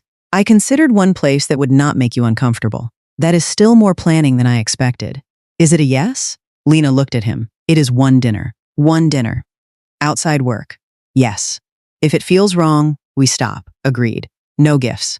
"I did not mention gifts." "I am mentioning them. No gifts." Lena stood. "Friday at 7. Memphis rose without reaching for her hand. "I will meet you there." "You are not picking me up?" "You spent months making sure your progress did not depend on riding in my car. The diner is 3 bus stops from the apartment." "Then I will see you there." They entered the building together and separated at the production hallway. Lena returned to the material control office, and Memphis went toward the front offices. Her title, salary, records, and reporting manager remained unchanged. Memphis had waited until his invitation could not purchase her answer. Lena had not promised him a relationship. She had agreed to one dinner because it was the first thing he asked from her after making sure she owed him nothing. 6 months later, Lena no longer measured life in Birmingham by how long she could survive the next shift. As material coordinator, she managed ingredient movement between receiving, storage, and production. The labeling system she created after the Line 3 incident now required workers to verify the physical supplier code before attaching any temporary production tag. The largest distributor had renewed its order, and Michael had added 2 product lines to his account. Employees brought Lena scheduling conflicts and inventory errors because solving them was now part of her job, not because she still needed to prove she belonged. At home, Violet could walk short distances with a cane after months of physical therapy. She attended appointments at the nearby clinic, bought groceries without depending on a neighbor's car, and joined a sewing group at the community center. The dresser from Marion stood in her bedroom beside family photographs and stacks of fabric. The old house remained locked and maintained by the neighbor. Violet still called it home on some days. On others, she used the same word for the Birmingham apartment without noticing. Lena and Memphis had continued seeing each other after their first dinner. They met at the diner, walked through a public park, or ate at Lena's kitchen table while Violet corrected the way Memphis prepared vegetables. At work, he remained vice president, but Lena reported to the inventory manager. He did not approve her compensation or conduct her reviews. When employees learned they were dating, gossip returned for several days. The assessment records, separate reporting structure, and Lena's visible work gave it nothing new to use. One Monday, near the beginning of the summer hiring period, Charles asked Lena to visit the original warehouse before reporting to production. He often requested her judgment when applicants claimed they could handle heavy receiving work. A young woman stood beside his desk wearing borrowed safety boots and a shirt one size too large. Her name was Renee. She appeared to be in her mid-20s, with narrow shoulders and a frame even smaller than Lena's had looked when Charles first turned her away. The application listed restaurant work, seasonal cleaning, and several short warehouse jobs that had ended during trial periods. "Have you handled ingredient loads before?" Lena asked. "Not food ingredients," Renee said. "I sorted freight at a discount warehouse." "How long?" 3 weeks. "Why did it end?" Renee hesitated. "The supervisor said I was too slow." "Were you?" "At first. And after 3 weeks?" "Faster than when I started. Not as fast as men who had been doing it for years." Charles remained beside the desk without answering for her. Lena pointed through the office window toward the loading floor. Workers were moving flour, cornmeal, and dry seasoning from a trailer. "This job includes lifting, cleaning damaged product, checking codes, and working in heat. The work does not change because you need the position." "I know." "Do you?" Renee faced her. "I know people decide I cannot do it before they show me how." Lena remembered standing outside the same office with cheap shoes, sore hands, and an application Charles had tried to return. He had not lowered the standard after changing his mind. He had allowed the work enough time to answer. "Why do you want this job?" Lena asked. "The schedule is steady, and the position becomes permanent if I pass the trial. Everyone applying wants steady work." Renee pressed her fingers against the edge of the application. "My sister and her son are staying with me. Our rent increased, and the restaurant changes my hours every week. I cannot plan around work that disappears whenever business is slow." Lena did not ask for more. Renee's need did not prove that she could perform the job, just as Violet had never been proof that Lena deserved employment. "Show me your hands." Calluses crossed Renee's palms, and a healing cut marked one thumb. "You have done physical work," Lena said. "Yes. That does not mean this position suits you." "Then let me find out." Charles opened a blank evaluation form.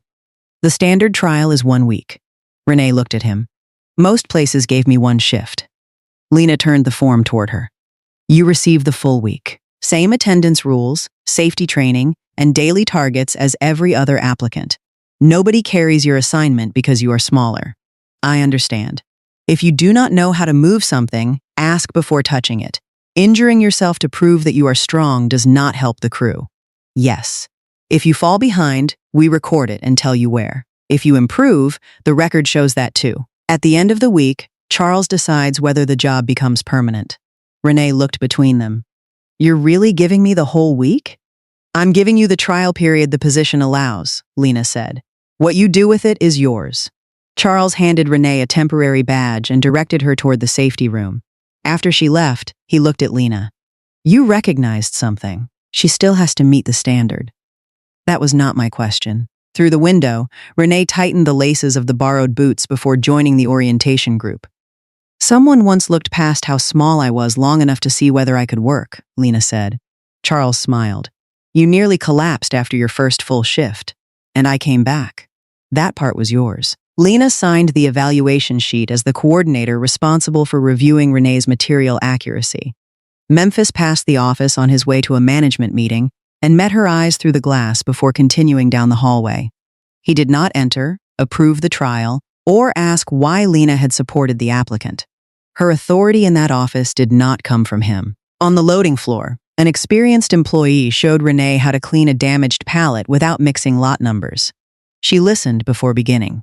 When one bag shifted beyond her reach, she stopped and requested the correct tool instead of pulling it by hand. Renee might earn the permanent job, or the week might prove that another position suited her better. Lena had promised neither protection nor success. She had given Renee the same thing that once changed her own life. Enough time for the work to answer before someone else decided her body had already answered for her. Please like this video and subscribe to Olivia's story. Your support motivates me to keep bringing you more meaningful stories. Thank you for watching, and I'll see you in the next story.